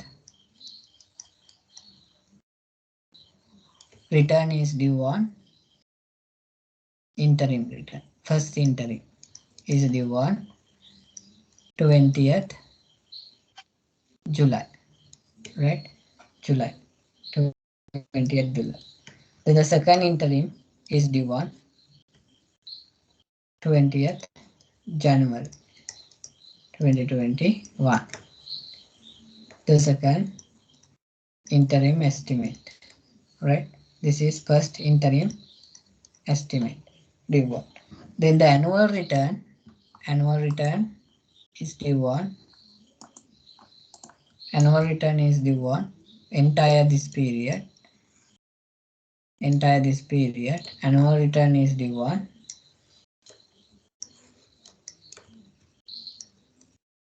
30th June 2021. Annual adjustment. This is December company එකක නම් cycle එක, right? If it is December company, this is how, right? Then Jan to December, July 20th. Likewise, this is the December company. Then the Jan to March company, you can adjust it accordingly. I am not drawing again, right? Then the payment, right? Citibank account in year in the 31st March 2021 when their interim estimate due to 6-month period ended 31st March 2020. Then the payment also due on the same date, right? Then the what you have to do annual monthly you have to make the payment. Apart from the payment, let's say you need to pay VAT on FS monthly payment each and every month. Let's say January month you need to pay February 20th is the due date, right? Then the February 1, March 20th, March 1, April 20, April, March, July, May month, July, June month, July. Likewise, you need to make the monthly payment, right? And then when you are submitting the annual interim estimate, you need to deduct the whatever the payment made monthly. If there is any balance payment, you need to pay subsequent period with the interim estimate, right? Then the finally, because this payment due date you can remember only at once, right? එකක් මත තියාගන්න ඇති ජනවාරි මාසයක පෙබරවාරි 20 VAT ගෙවනවා වගේම තමයි පෙබරවාරි 1 මාර්තු 20 ඒ වගේ ගෙවන්න ඕන මාස 6ෙම එක හදලා බැලන්ස් එකක් හදිසියවත් තිබුණොත් මේ 15 ගෙවපු එකේදී හදිසියවත් බැලන්ස් පේමන්ට් එකක් ගෙවන්න තියෙනවා නම් අපි දැන් මිලියන 600 දැන් මම මෙතන ගත්ත උදාහරණේ අපි උදාහරණේ ගත්තා මේ monthly අපි estimate කරගෙන මිලියන 600කට tax එක ගෙවුවා 90. එතකොට අපි හිතමු actual එක 650 වුණා කියලා interim estimate එකේදී. Then we realize that 97.5 ගෙවන්න ඕන. then balance එක interim estimate එක ගෙවන submit කරන දවසට July 20th වලට ඒ balance එකත් ගෙවන්න ඕන. ඒ වගේම තමයි අනිත් 6 month එකත් එහෙමම. Right? Then the same thing. Then the annual adjustment is due on, as I discussed, 30th June 2021. These are the due date for the payment and return. Right? These are the due date for payment and return. Then if we look at the calculation, then this is one calculation I did. Then normally I will go ahead with the answer itself, right? You need to identify the turnover, analyze the turnover based on the detail, right? Then the total turnover එක ඔයාලට හම්බෙනවා. Then you have to analyze the total turnover with a financial service, whether it is financial service or non-financial service. You have to analyze that, right? Here what I did was, then the total turnover I take it here, and financial service how much, non-financial service how much I have taken. Then you can say interest income from easy payment. Then it is financial service. Then the interest income higher purchase financial service. Interest income from leases. You know that lease වල අපිට කොටස් දෙකක් තියෙනවා. lease වල එක portion එකක් තියෙනවා 2014 October 24ට 25ට කලින්. ටික ඇවිල්ලා normal VAT තමයි liable උනේ. ඒක ගානේ ඔයාලට ටෙස්ට් කරනවා නම් එක්සැමිනර් දෙනවා ඒ part එක normal VAT liable වෙනවා කොච්චරයිද කියලා. Then if we look at what we discuss in the question in the one of exam question, right? One of exam question we discuss. Here also they provide that here interest income. You can see interest income on lease and overdue interest include 4.1 million and 420 million 25,000 respectively earned from finance lease facilities provided prior to 25th October 2014. It is subject to normal VAT. එහෙනම් අපි මේ ටික ගන්න ඕනේ 425 එකයි 4001 එකයි normal VAT. Right? මේ දෙක තමයි normal VAT එකට අපි අරගෙන තියෙන්නේ. එහෙනම් ඒ prior to ටික. මොකද ඔයාලා දන්නවා lease වල අලුතෙන් exemption එක ආවට පස්සේ VAT on financial service ආවට පස්සේ lease වල ඔයා exemption schedule එක බැලුවොත් මේක තමයි update කරපු exemption schedule එක. ඔක්කොම exemption ටික update කරලා තියෙන්නේ, up to date කරලා තියෙන්නේ. Right?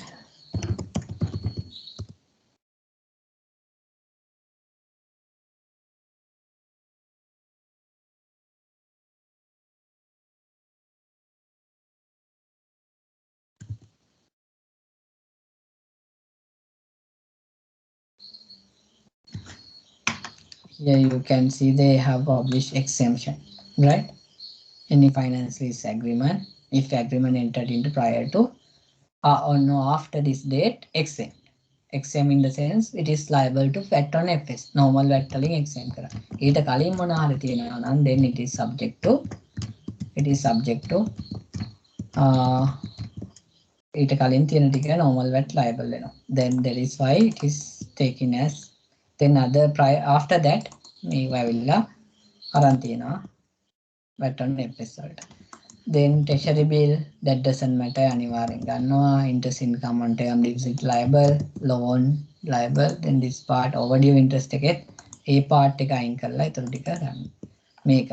ඒකම වාට income apportionment එකේ then the other income most of the company මේකෙදි ඔක්කොම cover කරපු නිසා මම ඒ ගානම කියන්නේ. Then here operating income ගත්තොත් then you can see then commission income, we have to take commission income, assume that not related to financial service. කෙනෙක්ට කියන්න පුළුවන් commission එක ඇවිල්ලා business එකටම සම්බන්ධයි නම් fight කරන්න පුළුවන්. ඒ කියන්නේ වාට assumption එකක් දාලා ගන්න පුළුවන්. Right? Then the gain from land sale. ඒක ඇවිල්ලා එන්නේ නැහැ non financial service. එතකොට documentation charges ඒකත් assumption කරනවා non financial කියලා. ඔයාට ඕන නම් මේකත් එතෙන්ට ගන්න පුළුවන්. මොකද documentation lease වලට related කියලා you can also take it as a financial service. Rent income, it is not financial service. Then the fixed asset disposal income, it is not a financial service. Then dividend income we need to consider as financial service because as we discuss in the here dividend income we need to consider as a financial service in the case of banking and finance business, right? Sale of shares also we need to consider as financial service here, right? And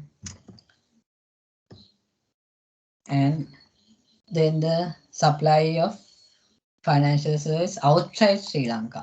Outside Sri Lanka නම් ඒක එන්නේ නැහැ financial service වලට. ඒක outside it is zero rated. ඒක normal VAT එකට යන්නේ. එතකොට අපි ඒක gazette එකට ගියොත් gazette එකේ zero rated supply. outside. ඒ නිසා මෙන්න මේ ගානේ හදලා තියෙන්නේ ඔක්කොම cover වෙන විදියට. එතකොට ඔයාලට මේ ගානයි අංශ එකයි ඕනනම් මට කියන්න මම share කරන්න. එතකොට ඔයාගේ percentage එක බලලා 86ක් financial 14ක් non financial. ඒකම calculation එක ඔයාලට කරන්න පුළුවන් total turnover එක මේ ගාන නිසා. ඒ කියන්නේ total turnover එකෙන් non financial ටික directly අයින් කරනවා. ඔයා directlyම දන්නානේ. right? මොනවාද කියලා? other income එකේනො සම්පූර්ණ 32ක්ම අයින් කරනවා මේ ටික අයින් කරලා. right? මේ 3000 අයින් කරනවා. මේ 3000 අරගෙන. එහෙම ඔයාලට directly identify කරලා ගන්න පුළුවන් නම් ලේසියෙන්ම හදන්න පුළුවන්. එතකොට මේ වගේ detail calculation හදන්න ඕනේ නැහැ. Alternative answer එකක් විදියට. Then how much the percentage you can calculate. Right? Then the same thing. Other than that, you can just do the profit before tax. Then VAT on financial service charge to income statement. Then those things you can get it from the other information provided at the exam, right? Then the monada මේටික ඔයාලට දෙනවා, right? Then the VAT on financial service charge to P&L කියන එක. So here you can get it. Here VAT on financial service charge to P&L. මේවට ටික් එකක් දාලා ඔයා adjustment එක කරනකොට මෙතෙන්ට add කරන්න. ඊට පස්සේ emolument depreciation charge income statement, right? Depreciation charge 4,300. The emoluments payable, you have to add back emoluments කිව්වම then මෙතන තියෙන gratuity salary ඒ set එකම ගන්න පුළුවන්. ඒක then you have to go ahead with the gazette notification. Gazette notification එක බැලුවොත් ඔයාලට emoluments කියන එකේ interpretation එක තියෙනවා. එතකොට මම කියන්නම් මොනවද ගන්න ඕනේ කියලා. EPF you have to take, right? මෙතන මේ ටික බැලුවා නම් ඇති ඔක්කොම ගන්න ඕන ටික තියෙනවා. Right? EPF you have to take, right? Then the depreciation emolument නෙවෙයි. Gratuity අපිට ගන්න ඕන emolument එකක් විදියට. Salary, yes, we have to take. Then the allowance we have to take. Incentive we have to take. Welfare කියන එක ඇවිල්ලා table ඒවා ඒවා ගන්නෙ නැහැ emoluments කියලා. Right? Then advertising emoluments නෙවෙයි. Director fee, yes, emolument. Staff medical and accident, assume that it is part of emoluments. Right? Doubt එකක් තියෙනවා assumption එකක් දාන්න. Then other than that, debts and doubtful debt, entertainment, donation, supply, this one taken separately ගත්තනේ. Then apart from that, these are the one total emoluments cost, right? Then these three things we need to add back. Then economic depreciation. Economic depreciation, when you are calculating, then the examiner might give economic depreciation from the previous detail, previous asset acquired previously, and what are the asset new addition during the year. New addition දීලා තියෙනවා නම් ඔයාලා අර rate table එක අරගෙන percentage එක you have to apply that percentage, right? You have to apply the percentage and take the total. Then the previous asset acquired economic depreciation එක remain as it is නම් ඒ ගානම ගන්නවා. එහෙම asset මුකුත් නැත්නම් අලුතෙන් ගත්ත ටික නම් ඒ ටික ගන්න පුළුවන්. Depend on the section එක, right? මේ section එකේ නා economic depreciation allowance claim 2031st March 2021 was 2800. None of the depreciation fully depreciation in this year. And new asset acquired කියලා මේ ටික දීලා තියෙනවා. එතකොට ඒ ටික එතකොට you have to calculate capital allowance, economic depreciation. Capital allowance නෙමෙයි අපි මේකට කියන්නේ economic depreciation. ඒකේ කියන එක විදිහට අරගෙන then you can deduct that economic depreciation, then total value addition prior to tax this much, and then turnover ratio එක 86යි VAT on financial service, value addition attributable to financial service. මේවා මතක තියාගන්න එපා මේ වෙලාවේ හිටනේ අනිද්දානේ now day after. So එහෙනම් මේ ටික ලියාගෙන යන්න මේ format එක ඔයාලා තියෙන apply කරන්න ආවොත්, right? Then ඔයාලට තියෙන එක 115න් බෙදලා 15න් වැඩි කරලා ඒ ගානම තමයි ඊට පස්සේ එන ගානට 115. ඒකට NBT නැති නිසා තමයි මේ දෙකම සමාන වෙන්නේ, right? ඒකට ඔයාලට VAT on FS එක හදා ගන්න පුළුවන්. මේක තමයි VAT on FS ගෙවන්න ඕන. එතකොට ගෙවන්න ඕන දවස් ටික ඔයාලට මම කලින් කිව්වා.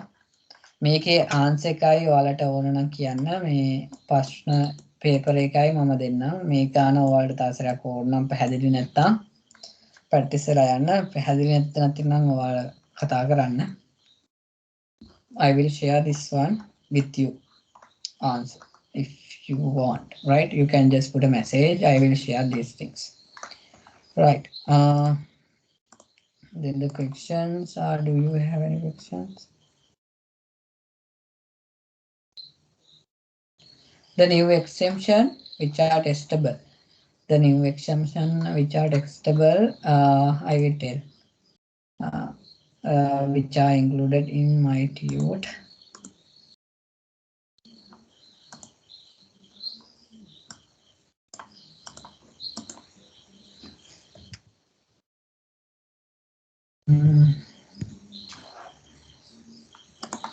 Anyway, I will share this exemption list also. මොකද මම මේක add කරේ නෑ ඔයාලට නිකන් lengthy වෙයි කියලා. holiday ටිකත් බලාගෙන යන්න. holidays උත් apply වෙන ඒවා තියෙනවා. ගොඩක් අර tax planning වලට වගේ අහුවොත් මේකෙත් tax holiday ටික මම ඔයාලට TUT එකේ දැම්මේ නැහැ. මේකට දැම්මේ නැහැ. But since you are requesting the examinable exemption and holidays දවස් තියෙනවා. හැබැයි ඔයාලගේ year of assessment එකට අදාළ ටික. දැන් අපි මෙතන ගත්තොත් මේක හැම එකක්ම බලා ගන්න ඕනෙත් නෑ. මේකෙදි ඔයාලට මේ ටික ඔක්කොම වැදගත්. Then here also all are applicable unless otherwise especially mentioned, right? Here also exemptions applicable. මෙන්න මේ වගේදී මෙන්න මේ year එක ඇවිල්ලා මේ වගේ එකක් occasional එක අහන්න බෑ මොකද ඒක apply වෙන්නේ. It is applicable from next year onward. This is cannot be tested. This cannot be tested, right? These cannot be tested.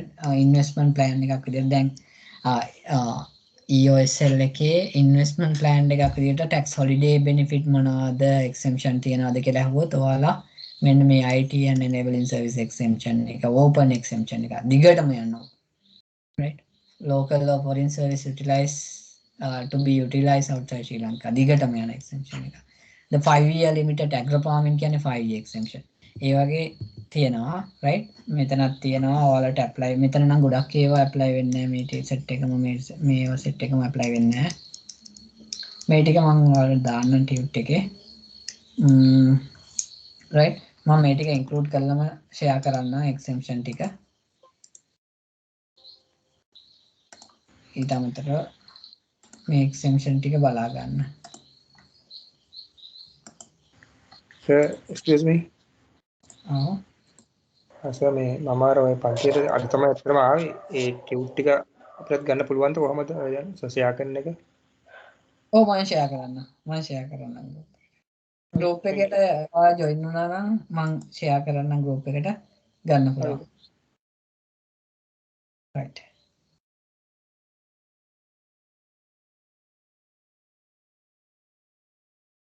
The approved accountant gazette. One asking me to explain the approved accountant gazette notification.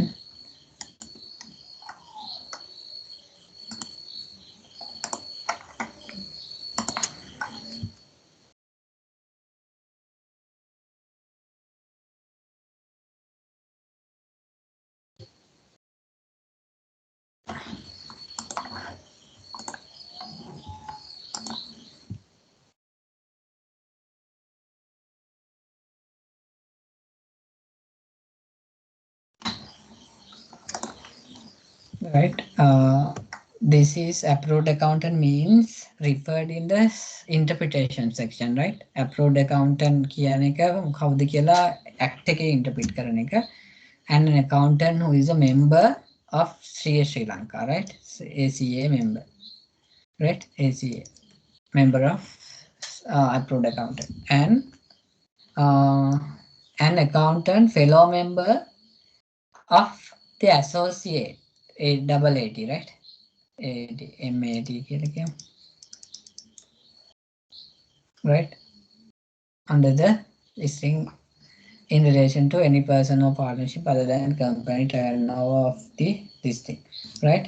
But here there is a limit. May associate AAT member කෙනෙක්ගේ then there is a limit does not exceed turnover 100 million rupees, right? Here they can relating to any person partnership other than company. Company එක වෙන්න බෑ යාට accountant කෙනෙක් වෙන්න බෑ. Only person, any person other than company. Any person or partnership. Any person කිව්වම ඔයා දන්න person කිව්වහම කවුද ඉන්නේ කියලා දන්නවා. ඒ definition ටික ඔයාලා දන්නවා. person කිව්වම මම ඔයාලගේ summary එක මම පෙන්නුවොත් ඔයාලට දීපු person කියන එකේ පළවෙනිම එකේ මම ඒක ඉස්සෙල්ලම දාගන්න කිව්වා. person කිව්වම මේ ටික. Right? This is the summary. person කිව්වම. Right? person කිව්වම individual entity හැබැයි company නෑ. partnership, trust, body of person, etc. NGO, charitable institution. Right? එතකොට එතන යනවා definition එක approved accountant. ඊට පස්සේ authorized representative.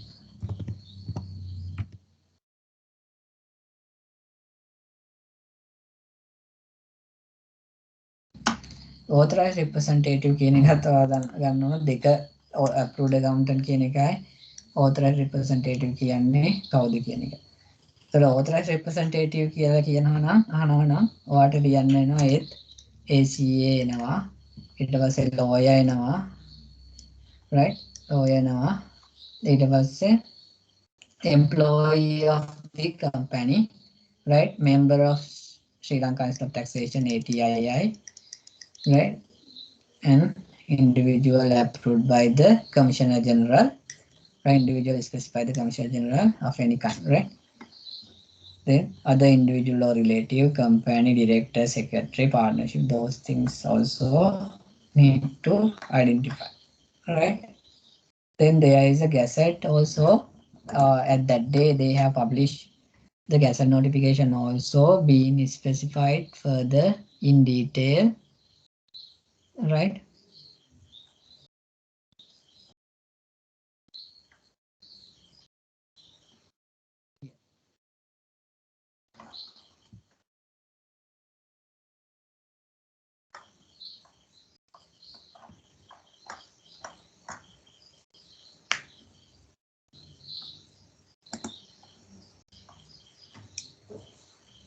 Or designate an authorized representative.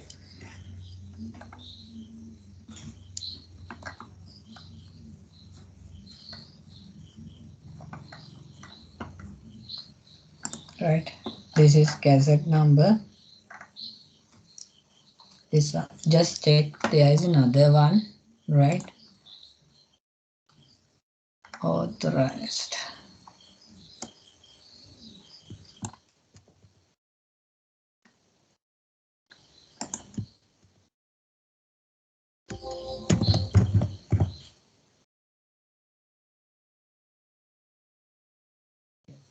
Another one recently I can remember that there was another one subsequently they published.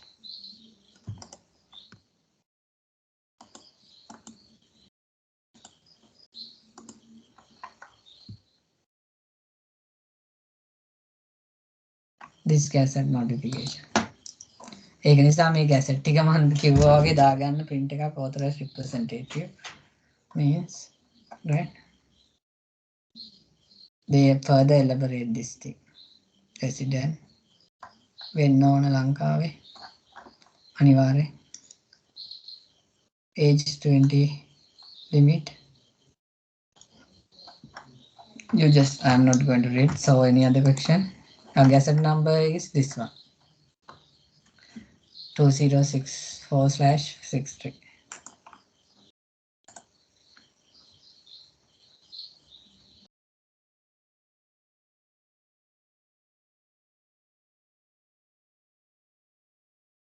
All right, that's a group link again.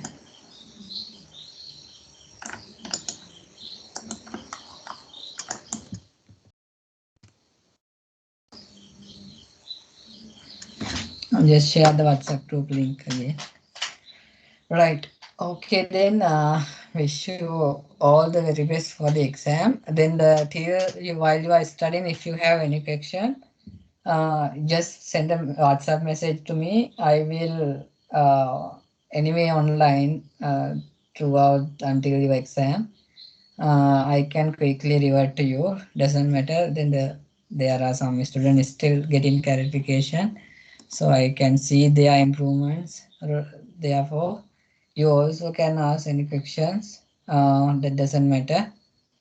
Then definitely I will quickly revert to you. Maximum 1 hour gap may be there. Other than that, definitely I will revert to you for any question if you are asking. So right, then until such time, then not actually until such time, I wish you all the very best for your exam. You can get through this time very well. So all the very best, and be a chartered accountant soon. Sir මේ associate asset එකට පොඩ්ඩක් මේ වෙනද. All right, Mandana. Thanks, Tilanga. Tilanga is one of another important student. He is asking a lot of questions, and Lakshit, and there are so. Right. Right. Okay. Then we will stop for the day.